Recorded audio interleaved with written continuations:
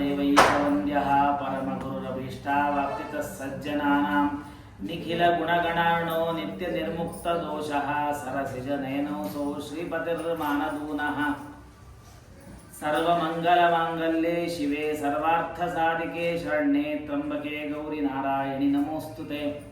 अभ्रमं भङ्गरहितं अजडं विमलं सदा आनन्दतीर्थमतुलं भजे तापत्रयापहं यस्य वाक्कामधेनुर्न कामितार्थान् प्रयच्छति सेवेतं जययोगीन्द्रं कामवाणिच्छिदं सदा। नौमिन्यायसुधादिकृज्जयमुनीन् श्रीपादराट्सन्मणीन् व्यासाद्यान् विविधागमाब्धिविहरान् श्रीवादिराजानपि वन्दे हंसवरान् ऋगुत्तमगुरून् वैदग्ध्यवारां निधिं श्रीसत्यव्रतराघवेन्द्रमुनिपान् सद्बोधसध्यानपान् शास्त्रेषु पारदृश्वानं शास्त्रज्ञेषु च वत्सलं दीनभक्तोद्धारकरं सत्यात्मानं गुरुं भजे। विद्यापीठविधातारं विद्यावारिधिचन्दिरं विद्यार्थिवत्सलं वन्दे महामहिमसद्गुरुं। स्वस्थ्यस्सताम् अखिलसन्मङ्गलानि भवन्तु। श्लोकैकश्रवणपठनमात्रेण कथाभक्तश्च श्रोतॄणां निखिलकलिकृतकल्मषापनोदरपटुतरे धर्माध्यखिलपुरुषार्थसाधनीभूते गरुडपुराणे अद्य पूर्वकिञ्चित् कथानुवादः। हरि ओम्। सम्पूर्णे तु ततो वर्षे शीताढ्यं नगरं व्रजेत् हिमाच्छतगुणं तत्र महाशीतं तपत्यतम्। ಭಗವಂತ ಎಲ್ಲ ಗುಣಗಳಿಂದ ಕೂಡಿದ ಭಗವಂತ. ಆ ಭಗವಂತನಿಗೆ ಯಾವ ದೋಷಗಳು ಇಲ್ಲ. ಭಗವಂತನಲ್ಲಿ ದೋಷಗಳಿಲ್ಲ, ಕೇವಲ ಭಗವಂತನಲ್ಲಿ ಗುಣಗಳು ಮಾತ್ರ ಇವೆ. ಅಂತಹ ಭಗವಂತ ಗರುಡ ಪುರಾಣವನ್ನ ಗರುಡ ದೇವರಿಗೆ ಉಪದೇಶ ಮಾಡ್ತಾ ಇದ್ದಾನೆ. ಆ ಗರುಡ ದೇವರು ದೇವ ಮಾರ್ಗದ ಮಹಿಮೆಯನ್ನ ಹೇಳು ಭಗವಂತ ಅಂತ ಕೇಳಿದ್ರು. ಸುಗಮವಾದ ದೇವ ಮಾರ್ಗವನ್ನ ಹೇಳಿ ಯಮ ಮಾರ್ಗದ ಬಗ್ಗೆ ಪ್ರಶ್ನೆಯನ್ನ ಕೇಳಿದಾಗ ಅದನ್ನ ಗರುಡ ದೇವರನ್ನ ಕುರಿತು ಭಗವಂತ ಉಪದೇಶ ಮಾಡುತ್ತಾ ಇದ್ದಾನೆ ಎಂದು ಶೌನಕಾದಿ ಋಷಿಗಳಿಗೆ ಸೂತಾಚಾರ್ಯರು ನೈಮಿಷಾರಣ್ಯ ಕ್ಷೇತ್ರದಲ್ಲಿ 1000 ವರ್ಷದ ಒಂದು ಸತ್ರ ನಡೀತಾ ಇತ್ತು. ಆ ಸತ್ರದ ಸಂದರ್ಭದಲ್ಲಿ ಉಪದೇಶ ಮಾಡ್ತಾ ಇದ್ದಾರೆ. ಪಿಂಡದಾನಂ ಜಲಂ ತತ್ರ ಭುಕ್ತಾಪಿ ನ ಸುಖೀ ಭವೇತ್. 11 ಮಾಸಗಳು, ಒಂದೊಂದು ತಿಂಗಳ, ಪ್ರಥಮ ಮಾಸಿಕ, ದ್ವಿತೀಯ ಮಾಸಿಕ, ತೃತೀಯ ಮಾಸಿಕ, ತ್ರೈಗುಣ ಮಾಸಿಕ, ತ್ರೈಪಕ್ಷಿಕ ಅಂತ ಆರಂಭಿಸಿಕೊಂಡು 16 ಮಾಸಿಕ ಶ್ರಾದ್ದವನ್ನ ಮಗ ತಾನು ಮಾಡಬೇಕು. ಮಾಡೋದ್ರಿಂದ ಆ ಪಿತೃ ಹೋದಂತಹ ಪ್ರೇತನಿಗೆ ಒಂದೊಂದು ಅವಯವಗಳು ಬಂದು ಆ ಲೋಕವನ್ನು ದಾಟ್ತಾನೆ, ಒಂದೊಂದು ಊರುಗಳನ್ನು ದಾಟ್ತಾನೆ. ಹೀಗೆ ಬರುವ ಯಮ ಮಾರ್ಗ 86,000 ವಿಸ್ತಾರವಾದಂತಹ ಯಮ ಮಾರ್ಗ. ಆ ಯಮ ಮಾರ್ಗವನ್ನು ತಾನು ದಾಟ್ತಾ ಹೋಗ್ತಾ ಇರಬೇಕಾದಾಗ ಆ ಎಷ್ಟು ಭಯಾನಕವಾಗಿತ್ತು ಯಮ ಮಾರ್ಗ ಅಂತ ಯಮದೇವರ ಮಾರ್ಗ ಅದು. ಅದನ್ನ ಗರುಡ ದೇವರಿಗೆ ಭಗವಂತ ಉಪದೇಶ ಮಾಡ್ತಾನೆ. ಉಪದೇಶ ಮಾಡಿದ ಮೇಲೆ ಔರ್ಧ್ವದೇಹಿಕ ದಾನಾನಿ ಏರ್ನದತ್ತಾನಿ ಕಾಶ್ಯಪ ಕಷ್ಟೇನ ತೇ ಪುರಂ ಯಾಂತಿ ಗೃಹೀತ್ವಾ ದೃಢಬಂಧನೆ. ಔರ್ಧ್ವದೇಹಿಕ ಕ್ರಿಯೆಯನ್ನ ಮಾಡುವಾಗ ಎಲ್ಲ ಕ್ರಿಯೆಗಳನ್ನ ಮಾಡಿ ವಿಶೇಷವಾಗಿ ದಾನವನ್ನ ಮಾಡಬೇಕು ಅಂತ ಹೇಳ್ತಾರೆ. ಯಾಕೆ ಅಂತಂದ್ರೆ, ಈಗ ನಿಮ್ಮ ಮನೆಯಲ್ಲಿ ಒಂದು ಕೂಸು ಬರ್ತಾ ಇದೆ ಅಥವಾ ನಿಮ್ಮ ಮದುವೆ ಹತ್ರ ಬರ್ತಾ ಇದೆ ಅಂತಂದ್ರೆ ಆಗ ರೊಕ್ಕದ ಸಂಗ್ರಹವನ್ನ ಮಾಡಿ ಇಟ್ಕೋತಾರೆ. ಇಲ್ಲ, ನನ್ನ ಮಗ ದೊಡ್ಡವನಾಗ್ತಾ ಇದ್ದಾನೆ, ಇನ್ನೊಂದು 2 ವರ್ಷದಲ್ಲಿ ಅವನ ಮದುವೆಯನ್ನ ಮಾಡಬೇಕು, ಅವನಿಗೆ ಮಗು ಆಗತ್ತೆ ಅಂತ ಹೇಳಿ ರೊಕ್ಕವನ್ನು ಸಂಗ್ರಹ ಮಾಡಿ ಇಟ್ಟುಕೊಂಡು ಹೇಗೆ ಮಾಡ್ತೀವೋ ಹಾಗೆ ಔರ್ಧ್ವದೇಹಿಕ ಮರಣ ಹತ್ರ ಬರುವಾಗ ಅವನ ಕಾರ್ಯ ಇದು ಸಂಪೂರ್ಣವಾಗಿ ಆಗಬೇಕು ಅಂತ ಹೇಳಿ ಪೂರ್ವ ಕಾಲದಲ್ಲಿ ಎಲ್ಲರೂ ರೊಕ್ಕವನ್ನು ಇಡ್ತಾ ಇದ್ರು. ನಾನು ಹೋದ ನಂತರ ರೊಕ್ಕ ಇಲ್ಲ, ನಿನ್ನ ಕಾರ್ಯವನ್ನು ಮಾಡೋದಿಲ್ಲ, ನಾವು ಬಿಟ್ಟು ಬಿಡ್ತೀವಿ ಅಂತ ಹಾಗಾಗಬಾರ್ದು ಅಂತ ಹೇಳಿ ಯಾವ ಯಾವ ದಾನಗಳನ್ನು ಕೊಡಬೇಕು, ಯಾವ ಯಾವ ಗುರುಗಳಿಗೆ ಆಚಾರ್ಯರಿಗೆ ದಾನವನ್ನ ಮಾಡಬೇಕು. ಯಾಕಂದ್ರೆ ಔರ್ಧ್ವದೇಹಿಕ ದಾನಾನಿ ಏರ್ನ ದತ್ತಾನಿ ಕಾಶ್ಯಪ. ಕಾಶ್ಯಪ ಅಂದ್ರೆ ಗರುಡ ದೇವರು, ಕಶ್ಯಪ ಋಷಿಗಳ ಮಕ್ಕಳು ಕಾಶ್ಯಪ ಅಂತ ಸಂಬೋಧನೆ ಮಾಡಿ ಹೇಳ್ತಾನೆ ಭಗವಂತ. ಔರ್ಧ್ವದೇಹಿಕ ಕ್ರಿಯೆಗಳನ್ನ ಮಾಡಿದಾಗ ದಾನವನ್ನ ಮಾಡಲೇಬೇಕು. ಯಾಕೆಂದ್ರೆ ದಾನ ಕೊಡೋದು ಅಂದ್ರೆ ಸ್ವಸ್ವ ಪರಿತ್ಯಾಗವನ್ನ ಮಾಡಿ ಪರಸ್ವತ್ವ ಆಪಾದನ. ಒಂದು ಆಕಳವನ್ನು ಕೊಡ್ತೀವಿ ಅಂತಂದ್ರೆ ಏನರ್ಥ? ನನ್ನದಲ್ಲ ಆ ವಸ್ತು, ನನ್ನದನ್ನು ಬಿಟ್ಟು ನಿಮಗೆ ಕೊಡ್ತಾ ಇದ್ದೀವಿ. ಇದು ದಾನ. ಈ ದಾನವನ್ನು ಕೊಡೋದ್ರಿಂದ ಏನು ಲಾಭ ಅಂತಂದ್ರೆ, ಆ ಆಚಾರ್ಯಗಳು, ಜ್ಞಾನಿಗಳು, ಹಿರಿಯರು ಮಾಡಿದ ಪುಣ್ಯವನ್ನೆಲ್ಲ ಇಸ್ಕೋಬೇಕು. ದಾನ ಕೊಡೋದು ಅಂತಂದ್ರೆ ಅಯ್ಯೋ ನಾ ಎಲ್ಲ ಕಳ್ಕೊಂಡ್ಬಿಟ್ವಿ, ಇಲ್ಲ ದಾನ ಕೊಟ್ವಿ ಅಲ್ಲ. ನೀವು ದಾನ ಕೊಟ್ಟಿದ್ದು 1% ಆದರೆ 100% ಅಲ್ಲಿಂದ ಪುಣ್ಯವನ್ನು ಸಂಪಾದನೆ ಮಾಡಿ, ಈ ಪುಣ್ಯ ಸಂಪಾದನೆ ಮಾಡೋದ್ರಿಂದ ಆ ಪಿತರಿಗೆ ಉತ್ತಮ ಲೋಕ ಆಗ್ತದೆ ಅಂತ ಹೇಳ್ತಾರೆ. ಹಾಗಾಗಿ ಹಿಂದಿನ ಕಾಲದಲ್ಲಿ ಎಲ್ಲರೂ ಕೂಡ ರೊಕ್ಕವನ್ನು ಸಂಪಾದನೆ ಮಾಡ್ತಾ ಇದ್ರು.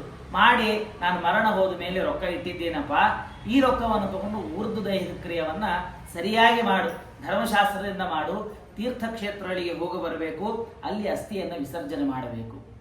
ಮುಂದೆ ಗರುಡ ಪುರಾಣದಲ್ಲಿ ಒಂದು ಮಾತನ್ನು ಹೇಳ್ತಾರೆ. ಏನು ಅಂತಂದರೆ, ಒಬ್ಬ ಸಿಂಹ ಬಂದು ಒಬ್ಬನನ್ನು ತಿಂದು ಹಾಕತ್ತೆ.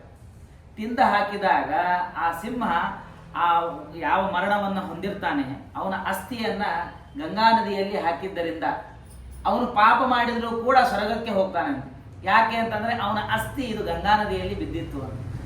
ಹಾಗೆ ಅಸ್ಥಿಯನ್ನು ಗಂಗಾ ನದಿಯಲ್ಲಿ ವಿಸರ್ಜನೆ ಮಾಡ್ರಿ ಅಂತ ಯಾಕೆ ಹೇಳ್ತಾರೆ ಅಂತಂದ್ರೆ, ಅಸ್ಥಿಯನ್ನು ಗಂಗಾ ನದಿಯಲ್ಲಿ ವಿಸರ್ಜನೆ ಮಾಡಿದ್ರೆ ಬಹಳ ಪುಣ್ಯ ಇದೆ. ಔಷಧಂ ಜಾಹ್ನವೀತೋಯಂ ವೈದ್ಯೋ ನಾರಾಯಣೋ ಹರಿಹಿ. ಔಷಧವನ್ನು ತೆಗೆದುಕೊಳ್ಳುವ ಮುಂದಾಗೆ ಔಷಧವನ್ನ ಗಂಗಾ ನದಿಗೆ ಹೋಲಿಸ್ತಾರೆ. ಯಾಕೆ ಅಂತಂದ್ರೆ ಅಷ್ಟು ಪವಿತ್ರವಾದಂತಹ ಗಂಗಾ ನದಿ ಪಾವಿತ್ರ್ಯವನ್ನು ಕೊಡ್ತದೆ, ಎಲ್ಲ ಪಾಪಗಳನ್ನು ಪರಿಹಾರ ಮಾಡ್ತದೆ. ಹಾಗೆ ಔರ್ಧ್ವ ದೈಹಿಕ ಕ್ರಿಯೆಯನ್ನು ಮಾಡುವಾಗ ಈ ಕಾರ್ಯಗಳನ್ನು ಮಾಡಬೇಕು ಅಂತ ಹೇಳಿ ಮುಗಿಸಿದ ಮೇಲೆ ಗರುಡ ದೇವರು ಕೇಳ್ತಾರೆ, ಯಮ ಮಾರ್ಗಂ ಅತಿಕ್ರಮ್ಯ ಗತ್ವಾ ಪಾಪಿ ಯಮಾಲಯೇ. ಯಮಲೋಕಕ್ಕೆ ತಾನು ಹೋಗ್ತಾನೆ. ಅಲ್ಲಿ ಯಮದೇವರು ಹೇಗೆ ಇರ್ತಾರೆ, ಯಮದೇವರು ಅವನನ್ನ ಏನು ಕೇಳ್ತಾರೆ, ಅಲ್ಲಿ ಏನಾಗತ್ತೆ ಅದನ್ನ ನನಗೆ ಹೇಳಿ ಅಂತ ಕೇಳಿದಾಗ, ಆಗ ಆದ್ಯಂ ತಂಚಂ ಪ್ರಪಕ್ಷಾಣಿ ಶುಣಶ್ರು ನೆತಾತ್ಮಜಾಂ ಅಂತ ಹೇಳಿ 40 ಯೋಜನಾನಿ ಯುಕ್ತಾನಿ ಚತುರ್ಯುಕ್ತಾನಿ ಕಾಶ್ಯಪ ಬಹುಭೀತಿ ಪುರಾದಗ್ರೆ ಧರ್ಮರಾಜಂ ಪುರಂ ಮಹತ. ಸ್ವಲ್ಪ ಯೋಜನ ವಿಸ್ತಾರವಾದಂತಹದ್ದು, ಅತ್ಯಂತ ವಿಸ್ತಾರವಾದಂತಹದ್ದು ಇದು ಯಮದೇವರ ಪಟ್ಟಣ. ಅಲ್ಲಿ ಹೋಗ್ತಾ ಇರಬೇಕಾದಾಗ ಎಲ್ಲ ಪ್ರೇತರು ಕೂಡ ಅಲ್ಲಿ ಒದರ್ತಾ ಇದ್ದಾರೆ, ದುಃಖವನ್ನು ಪಡ್ತಾ ಇದ್ದಾರೆ.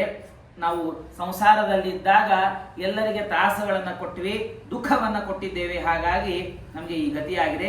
ಸಗತ್ವ ಚಿತ್ರಗುಪ್ತಾಯ ಗುರುತೇ ತಸ್ಯ ಶುಭಾಶುಭಂ. ಎಲ್ಲವನ್ನು ಕೂಡ ಚಿತ್ರಗುಪ್ತರಿಗೆ ಹೇಳ್ತಾರೆ. ಆ ಚಿತ್ರಗುಪ್ತರು ಸರ್ವಜ್ಞರು. ಆ ಸರ್ವಜ್ಞರಾದ ಚಿತ್ರಗುಪ್ತರಿಗೆ ಎಲ್ಲ ಗೊತ್ತಿದ್ರು ಕೂಡ ಆ ಜೀವಿಯನ್ನು ಕೇಳ್ತಾರೆ, ನೀನು ಯಾವ ಅಪರಾಧಗಳನ್ನು ಮಾಡಿದ್ದಿ, ಆ ಅಪರಾಧಗಳನ್ನೆಲ್ಲ ಹೇಳು ಅಂತ ಹೇಳಿ, ಚಾರಾಸ್ತೆ ಧರ್ಮರಾಜಸ್ಯ ಮನುಷ್ಯಾಣಾಂ ಶುಭಾಶುಭಂ. ಅದಕ್ಕೆ ಹೇಳ್ತಾರೆ, ಅಲ್ಲ ಚಿತ್ರಗುಪ್ತರು ಎಲ್ಲವನ್ನ ಹೇಳ್ತಾರಲ್ಲ, ಅವ್ರಿಗೆ ನಮ್ಮ ಮೇಲೆ ಸಿಟ್ಟಿದೆಯಾ ಅಂತಂದ್ರೆ ಏನೂ ಸಿಟ್ಟಿಲ್ಲ. ನೀವು ಎಷ್ಟು ಕಾರ್ಯಗಳನ್ನು ಮಾಡಿದ್ದೀರಿ, ಒಳ್ಳೆ ಕಾರ್ಯವನ್ನು ಮಾಡಿದ್ರೆ ಒಳ್ಳೆಯದನ್ನ ಹೇಳ್ತಾರೆ, ಕೆಟ್ಟ ಕಾರ್ಯವನ್ನು ಮಾಡಿದ್ರೆ ಕೆಟ್ಟದನ್ನ ಹೇಳ್ತಾರೆ. ಗಜೇಂದ್ರ ಮೋಕ್ಷದಲ್ಲಿ ನಾವು ಕೇಳ್ತೇವೆ, ಆಹಾ ಗಂಧರ್ವ ಹೂಹು ಗಂಧರ್ವ ಅಂತ. ಗಂಧರ್ವರು ಒಬ್ಬ ಋಷಿಗಳನ್ನ ಆಟ ಆಡಿಸ್ತಾ ಇರ್ತಾರೆ, ಅವರನ್ನ ಹೊಡೆಯೋದು ಬಡಿಯೋದು ಹೀಗೆ ಮಾಡ್ತಾರೆ. ಅವರಿಗೆ ಋಷಿಗಳು ಹೇಳ್ತಾರೆ, ನೀನು ಆನೆ ಆಗಬೇಕು, ನೀನು ಮಸುಳೆ ಆಗಬೇಕು. ಹೇಳ್ತಾ ಹೇಳ್ತಾ ಆದರೆ ಆನೆ ಯಾರಾಗ್ತಾರೆ ಅವ್ರಿಗೆ ಹೇಳ್ತಾರೆ, ನೀನು ಒಂದು ಜನ್ಮ ರಾಜನಾಗಬೇಕು ನೀನು. ಯಾಕ್ರಿ, ಮಸುಳೆ ಆದವನಿಗೆ ನೀನು ಮಸುಳೆ ಆಗು ಅಂತ ಹೇಳಿದ್ರಿ, ಇವನಿಗೆ ಒಂದು ಜನ್ಮ ರಾಜ ಅಂತ ಯಾಕೆ ಹೇಳಿದ್ರಿ ಅಂದ್ರೆ, ಅವನು ತ್ರಾಸ ಕೊಡುವಾಗ ಅವರನ್ನು ಎತ್ತಿ ಆಟಾಡಿಸಿದ್ದಂತೆ. ಜೋಕಾಲಿಯಲ್ಲಿ ಕೂಡಿಸಿ ಹೇಗೆ ಆಟಾಡಿಸ್ಬೇಕೋ ಹಾಗೆ ಒಂದು ಕ್ಷಣ ಆಟಾಡಿಸಿದ್ದಕ್ಕೆ ಅವರಿಗೆ ಸಂತೋಷ ಆಯ್ತು. ಸಂತೋಷ ಆಗಿದ್ದಕ್ಕೆ ಅವರು ಆ ಭೇದವನ್ನು ಮಾಡದೇನೆ ಆ ಸಂತೋಷ ಕೊಟ್ಟಿ, ಹಾಗಾಗಿ ಒಂದು ಜನ್ಮ ರಾಜನಾಗಿ ಮುಂದಿನ ಜನ್ಮದಲ್ಲಿ ನೀನು ಆನೆಯ ಜನ್ಮವನ್ನು ತಾಳು ಹೊಂದು ಅಂತ ಹೇಳ್ತಾರೆ. ಹಾಗೆ ನೀವು ಎಷ್ಟು ಪಾಪಗಳನ್ನು ಮಾಡಿರ್ತೀರೋ ಅಷ್ಟಕ್ಕಷ್ಟೇ ಶಿಕ್ಷೆಯನ್ನು ಕೊಡ್ತಾರೆ ಹೊರತು ಅತಿ ಶಿಕ್ಷೆಯನ್ನು ಕೊಡೋದು, ಇವ್ರ ಮೇಲೆ ನನಗೆ ಸಿಟ್ಟಿದೆ ಅದಕ್ಕಾಗಿ ನೀವು ಜಾಸ್ತಿ ಶಿಕ್ಷೆಯನ್ನು ಕೊಡ್ತೀವಿ, ಹೀಗೆ ಸರ್ವತಾ ಮಾಡೋದಿಲ್ಲ ಅಂತ ಹೇಳ್ತಾರೆ. ಮನೋವಾಕ್ ಕಾಯಜಂ ಕರ್ಮ ಸರ್ವಂ ಜಾನಂತಿ ತತ್ವತಃ. ಅವನು ಮನಸ್ಸಿನಿಂದ ಯಾವ ಅಪರಾಧಗಳನ್ನು ಮಾಡ್ತಾರೋ ಅದನ್ನು ಕೂಡ ಚಿತ್ರಗುಪ್ತರು ತಿಳಿದಿರ್ತಾರೆ. ನಾವು ಮನಸ್ಸಿನಲ್ಲಿ ಯಾರಿಗೋ ಬೈಕೊಂಡಿರ್ತೀವಿ ಅಥವಾ ಯಾರಿಗೋ ನೀನೋ ಅಂದಿರ್ತೀವಿ, ಮನಸ್ಸಿನಲ್ಲಿ ಮಾಡಿರಲ್ಲ ಅಂತಂದ್ರೆ ಅಲ್ಲ, ಮನೋವಾಯಕಾಯಜಂ ಎಲ್ಲವನ್ನು ಕೂಡ ಅವರು ತಿಳಿದಿರ್ತಾರೆ. ಏವಂ ತೇಷಾಂ ಶಕ್ತಿರಸ್ತಿ ಮರ್ತ್ಯಾಧಿಕಾರಿಣಾಂ. ಬ್ರಹ್ಮದೇವರು ಆ ಶಕ್ತಿಯನ್ನು ಅವರಿಗೆ ಕೊಟ್ಟಿದ್ದಾರೆ. ಎಲ್ಲರ ಮನಸ್ಸಿನಲ್ಲಿ ಮಾಡಿದಂತಹ ಮನಸ್ಸಿನಿಂದ ಮಾಡಿದ ಅಪರಾಧಗಳನ್ನು ಕೂಡ ಅವರು ತಿಳಿದಿದ್ದಾರೆ. ವ್ರತೈರ್ ದಾನೈಶ್ಚ ಸತ್ಯೋಕ್ತ ಯಸ್ತೋಷಯತಿ ನ ತಾನ್ನರ ಭವಂತಿ ತಸ್ಯತೈ ಸೌಮ್ಯ ಸ್ವರ್ಗ ಮೋಕ್ಷ ಪ್ರದಾಯಿನಃ. ಅಷ್ಟರಲ್ಲಿ ತಾನು ಪಾಪ ಕಾರ್ಯಗಳನ್ನು ಮಾಡಿದಾಗ ಅದಕ್ಕೆ ವಿಶೇಷ ಶಿಕ್ಷೆಗಳನ್ನು ಕೊಡ್ತಾರೆ.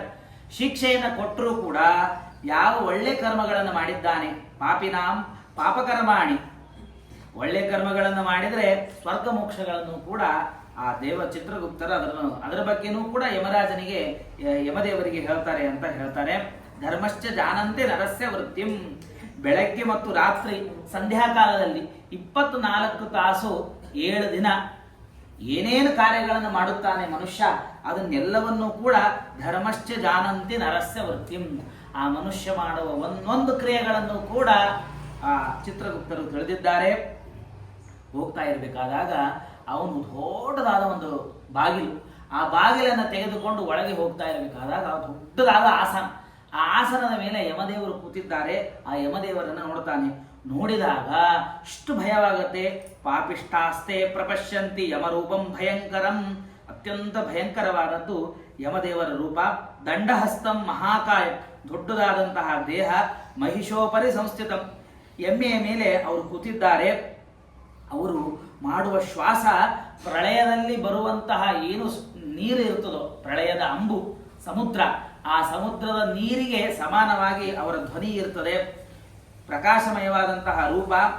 ಯೋಜನತ್ರಯ ವಿಸ್ತಾರಂ ವಾಪಿ ತುಲ್ಯ ವಿಲೋಚನಂ, ಎಷ್ಟು ಯೋಜನ ವಿಸ್ತಾರವಾದಂತಹ ಭಾವಿಗೆ ಸಮಾನವಾಗಿ ಕಣ್ಣಿತ್ತು, ಅಷ್ಟು ಭಯಾನಕವಾಗಿ ಅವರ ಕಣ್ಣಿತ್ತು.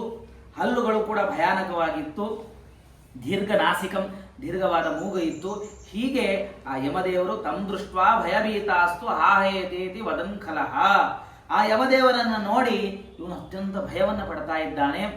ಭಯವನ್ನು ಪಟ್ಟಾಗ ಮನಸ್ಸಿನಲ್ಲಿ ವಿಚಾರ ಮಾಡ್ತಾನೆ, ನನ್ನ ಕಡೆ ಇತ್ತು ದಾನ ಕೊಡೋದಕ್ಕಾಗಿ, ಸೇವೆ ಮಾಡಲಿಕ್ಕೆ ಹೇಳ್ತಾ ಇದ್ರು, ನಾನು ಮಾಡಲಿಲ್ಲ. ಅದತ್ತ ದಾನ ಪಾಪಾತ್ಮ ಕಂಪತೆ ಕ್ರಂದತೆ ಪುನಃ, ಅಳ್ತಾ ಇದ್ದಾನೆ, ನಡಕ್ತಾ ಇದ್ದಾನೆ ಯಮದೇವರನ್ನು ನೋಡಿ. ತಥೋ ವದಂತಿ ತಾನ್ ಸರ್ವಾನ್ ಕ್ರಂದಮಾನಶ್ಚ ಪಾಪಿನಃ ಶೋಚಂತಿ ಸ್ವಾನಿ ಕರ್ಮಾಣಿ ಚಿತ್ರಗುಪ್ತೋ ಯಮಾಜ್ಞೆಯ. ಆ ಯಮದೇವರಿಗೆ ನಮಸ್ಕಾರ ಮಾಡಿ ಚಿತ್ರಗುಪ್ತ ಆ ಜೀವ ಮಾಡಿದಂತಹ ಎಲ್ಲ ಕರ್ಮಗಳನ್ನು ಕೂಡ ಯಮದೇವರಿಗೆ ಹೇಳ್ತಾ ಇದ್ದಾನೆ. ಕೃತಾನಿ ಯಾನಿ ಪಾಪಾನಿ ಯುಷ್ಮಾಭಿ ಬಹುನನ್ಯಪಿ ತಾನಿ ಪ್ರಭಾದಾನಿ ದುಃಖಸ್ಯ ಕಾರಣಂ ನ ವಯಂ ಜನಾಃ ಮೂರ್ಖೇಪಿ ಪಂಡಿತೇ ವಾಪಿ ದರಿದ್ರೇ ವಾ ಶ್ರೇಯಾನ್ವಿತೆ ಸಬಲೇ ನಿರ್ಬಲೇ ವಾಪಿ ಸಮವರ್ತಿ ಯಮಸ್ಮೃತಃ. ಯಮದೇವರು ಎಂದೂ ಯಾವರಿಗೂ ಮೋಸ ಮಾಡೋದಿಲ್ಲ. ಮೂರ್ಖೇಪಿ ಪಂಡಿತೇ ವಾಪಿ, ಅವನು ಮೂರ್ಖನಾಗಿರಲಿ, ಪಂಡಿತನಾಗಿರಲಿ, ದರಿದ್ರನಾಗಿರಲಿ, ಶ್ರೀಮಂತನಾಗಿರಲಿ, ಬಲಿಷ್ಠನಾಗಿರಲಿ ಅಥವಾ ನಿರ್ಬಲನಾಗಿರಲಿ, ಎಂದೂ ಕೂಡ ಪಕ್ಷಪಾತವನ್ನ ಮಾಡದೇನೆ ಅವನು ಯಾವ ಕರ್ಮವನ್ನ ಅಶುಭ ಕರ್ಮವನ್ನ ಮಾಡಿರ್ತಾನೋ ಅದಕ್ಕೆ ಎಷ್ಟು ಶಿಕ್ಷೆಯನ್ನ ಶಾಸ್ತ್ರ ಬ್ರಹ್ಮದೇವರು ದೇವಾದಿ ದೇವತೆಗಳು ನಿರ್ಣಯ ಮಾಡಿದ್ದಾರೆ. ಶಾಸ್ತ್ರ ನಿರ್ಣೀತವಾಗಿದೆ, ಅದನ್ನಷ್ಟೇ ಶಿಕ್ಷೆಯನ್ನು ಅವನಿಗೆ ಕೊಡ್ತಾರೆ. ಎಂದೂ ಕೂಡ ಪಕ್ಷಪಾತವನ್ನ ಮಾಡೋದಿಲ್ಲ. ಚಿತ್ರಗುಪ್ತಸ್ಯೇತಿ ವಾಕ್ಯಂ ಶ್ರುತ್ವಾತೆ ಪಾಪಿನಃ ಶೋಚಂತ ಸ್ವಾನಿ ಕರ್ಮಾಣಿ ತೂಷ್ಣೀಂ ತಿಷ್ಟಂತಿ ನಿಶ್ಚಲಾಹ. ಅಷ್ಟನ್ನ ಹೇಳಿ ಶಾಂತವಾಗಿ ಕೂಡ್ತಾರೆ. ಆಗ ಯಮದೇವರು ಧರ್ಮರಾಜೋಪಿ ತಾನ್ ದೃಷ್ಟ ಚೋರವನ್ ನಿಶಿಜಾನ್ ಸ್ಥಿತಾನ್, ಯಮದೇವರು ತಮ್ಮ ಕ್ರೂರವಾದ ದೃಷ್ಟಿಯಿಂದ ಆ ಜೀವನನ್ನು ನೋಡ್ತಾ ಇದ್ದಾರೆ. ಇಷ್ಟು ಪಾಪಗಳನ್ನು ಮಾಡಿದೆಯೇ, ತಂದೆ ತಾಯಿಗಳ ಮಾತನ್ನು ನೀನು ಕೇಳಲಿಲ್ಲ, ಹಾಗೆ ಮಾಡಲಿಲ್ಲ. ಆಗ ಯಮದೇವರು ನೋಡ್ತಾ ಇರಬೇಕಾದಾಗ ತಾನು ಮಾಡಿದ ಎಲ್ಲ ಪಾಪಗಳು ತನಗೆ ನೆನಪಾಗ್ತಾ ಇದೆ. ನಾವು ನಿನ್ನೆ ಮಾಡಿದ ಕಾರ್ಯ ನಮಗೆ ಇವತ್ತು ನೆನಪಾಗೋದಿಲ್ಲ, ಆದರೆ ತಾನು ಹುಟ್ಟಿದಾಗಿಂದ ಏನೇನು ಪಾಪ ಕಾರ್ಯಗಳನ್ನು ಮಾಡುತ್ತಾನೋ ಅವೆಲ್ಲವನ್ನು ಕೂಡ ಯಮದೇವರು ಅವನು ನೆನಪಿಸ್ತಾರೆ. ನೀನು ಈ ಪಾಪ ಕರ್ಮವನ್ನು ಮಾಡಿದ್ದಿ, 11 ವಯಸ್ಸಿನಲ್ಲಿ ಇದು ಮಾಡಿದ್ದಿ, ಮುಂದೆ ದೊಡ್ಡವನಾದ್ಮೇಲೆ ಈ ಕಾರ್ಯಗಳನ್ನು ಮಾಡಿದ್ದಿ ಅಂತ ಹೇಳಿ ನೆನಪಿಸ್ತಾರೆ. ತತಸ್ಥೆ ನಿರ್ದಯ ದೂತಾಹ ತಾಡಯಿತ್ವ ವದಂತಿ ಚ, ಅವನಿಗೆ ಹೊಡೆದು ಈ ಪಾಪಗಳನ್ನು ಮಾಡಿದ್ದಿ, ಅದು ತಪ್ಪು ಅಂತ ನಿನ್ನ ತಿಳಿ ಅಂತ ಯಮದೂತರು ಮಾಡ್ತಾ ಇದ್ದಾರೆ. ಏಕಪಾಶೇನ ತಾನ್ ಬದ್ಧ್ವಾ ನಯಂತಿ ನರಕಾನ್ ಪ್ರತಿ, ನರಕಕ್ಕೆ ಅವನನ್ನು ಒಯ್ತಾ ಇದ್ದಾರೆ. ತಸ್ಮಿನ್ನೇವ ಶಾಲ್ಮಲೀ ವೃಕ್ಷೆ ಲಂಬತೆ ಕೇನ ಪಾಪಿನಃ ಕ್ಷುತ್ಪಿಪಾಸ ಪರಿಶ್ರಾಂತ ಯಮದೂತೈಶ್ಚ ತಾಡಿತಃ. ಅಲ್ಲಿ ಶಾಲ್ಮಲಿ ವೃಕ್ಷ ಇದೆ, ಅದರ ಹತ್ರ ಹೋಗಿದ್ದಾನೆ, ನೀರಡಿಕೆ ಆಗ್ತಾ ಇದೆ. ಎಷ್ಟು ಅವನಿಗೆ ತ್ರಾಸಾದ್ರೂ ಕೂಡ ಯಮದೂತರು ಅವನ ಮೇಲೆ ಅನುಗ್ರಹ ಮಾಡ್ತಾ ಇಲ್ಲ. ಕ್ಷಮದ್ವಂವೋ ಪರಾಧಮ್ಮೆ ಕೃತಾಂಜಲಿರ ಪೂಟದ, ಕೈ ಮೂಗಿ ನಮಸ್ಕಾರ ಮಾಡ್ತೀನಿ, 2 ಕೈಯನ್ನು ಮುಗಿದು ನಾನು ನಮಸ್ಕಾರ ಮಾಡ್ತೇನೆ, ನನ್ನನ್ನು ಕ್ಷಮೆ ಮಾಡಿ ಅಂತ ಅವನು ವಿಜ್ಞಾಪನೆ ಮಾಡ್ತಾ ಇದ್ದಾನೆ. ಇಷ್ಟೆಲ್ಲ ಪ್ರಾರ್ಥನೆಯನ್ನು ಮಾಡಿದರೂ ಕೂಡ ಯಮದೂತರು ಭೋ ಭೋ ಪಾಪ ದುರಾಚಾರ ಕಿಮರ್ಥಂ ದುಷ್ಟಚೇತಿತಂ ಸುಫಲಾನಿ ಚ ದತ್ತಾನಿ ಜಲಾನ್ಯನ್ಯಾಮಿನ ಕ್ವಚಿತ. ಎಷ್ಟು ಜನ ನಿನ್ನ ಮನೆಗೆ ಬಂದಿದ್ರು ನೀರನ್ನು ಕೇಳಲಿಕ್ಕೆ, ಅವರಿಗೆ ನೀನು ಯಾಕೆ ನೀರನ್ನು ಕೊಟ್ಟಿಲ್ಲ, ಊಟಕ್ಕೆ ಹಾಕಿಲ್ಲ, ಎಷ್ಟು ಪುಣ್ಯವನ್ನು ಸಾಧನ ಮಾಡಲಿಕ್ಕೆ ನಿನಗೆ ಸಮಯವಿದ್ದರೂ ಕೂಡ ಆ ಎಲ್ಲ ಸಮಯವನ್ನು ವ್ಯರ್ಥವಾಗಿ ಕಳೆದು ಬಿಟ್ಟಿಯಲ್ಲ ನೀನು. ನೋಡೋದ್ರಲ್ಲೇನೆ ಮುಪ್ಪು ಬಂತು, ಮುದುಕುತನ ಬಂತು. ಇಷ್ಟೆಲ್ಲ ಸಮಯಗಳನ್ನು ನೀನು ಕಳೆದು ಬಿಟ್ಟಿದ್ದೀಯಾ. ಯಮಸ್ಯ ಚಿತ್ರಗುಪ್ತಸ್ಯ ನ ಕೃತಂ ಧ್ಯಾನಮುತ್ತಮಂ ನ ಜಪ್ತಸ್ಯ ತಯೋರ್ಮಂತ್ರೋ ನ ಭವೇದ್ ಏನ ಯಾತನ ನಾಪಿ ಕಿಂಚಿತ್ ಕೃತಂ ತೀರ್ಥಂ ಪೂಜಯಿತ್ವಾ ನೈವ ದೇವತಾಃ. ದೇವತೆಗಳ ಪೂಜೆಯನ್ನು ಮಾಡಲಿಲ್ಲ. ಗೃಹಸ್ಥಾಶ್ರಮಿಯಾದವನು ಗೋ ರಕ್ಷಣೆಯನ್ನು ಮಾಡಬೇಕು, ಯತಿಗಳಿಗೆ ಅನ್ನದಾನವನ್ನು ಮಾಡಬೇಕು. ಒಬ್ಬ ಯತಿಗಳಿಗೆ ಅನ್ನದಾನ ಮಾಡಿದರೆ ಅನಂತ ಪಟ್ಟು ಪುಣ್ಯ ಅಂತ ಹೇಳ್ತಾರೆ. ಒಬ್ಬ ಬ್ರಾಹ್ಮಣನಿಗೆ ಊಟಕ್ಕೆ ಹಾಕ್ಲಿಕ್ಕೆ ಆಗೋದಿಲ್ಲ, ಹಾಕಿದ್ರೇನೆ ಬಹಳ ಪಟ್ಟು ಪುಣ್ಯ. ಯತೌದತ್ತಂ ಅನಂತಕಂ, ಯತಿಗಳಿಗೆ ಹಸ್ತೋದಕವನ್ನು ಕೊಟ್ಟರೆ ಅನಂತ ಪಟ್ಟು ಪುಣ್ಯ. ಆ ಯಾವ ಕೆಲಸಗಳನ್ನು ಗೃಹಸ್ಥಾಶ್ರಮಿ ಆದಾಗ ನೀನು ಮಾಡಲಿಲ್ಲ. ಕ್ಷಮಾಪರಾಧಂ ಕುರುತೆ ಭಗವಾನ್ ಹರಿರೀಶ್ವರ ವಯಂತು ಸಾಪರಾಧಾನಾಂ ದಂಡದ ಇತಿ ತದಾಜ್ಞೆಯ. ನಾನು ಹೀಗೆ ಅನೇಕ ಅಪರಾಧಗಳನ್ನು ಮಾಡಿದ್ದೇನೆ ಅಂತ ನನಗೂ ಅನಿಸ್ತಾ ಇದೆ. ಅರ್ಧಂ ಖಾತ್ವಾ ವಟೆ ಕಶ್ಚಿತ್ ಭ್ರಿಯಂತೆ ಮೂರ್ಧಿಸಾಯಕೆ ಅಪರೇ ಯಂತ್ರ ಮಧ್ಯಸ್ಥಾಹ ಕ್ರೀಡಂತೆ ಚಕ್ಷುದಂಡನಂ.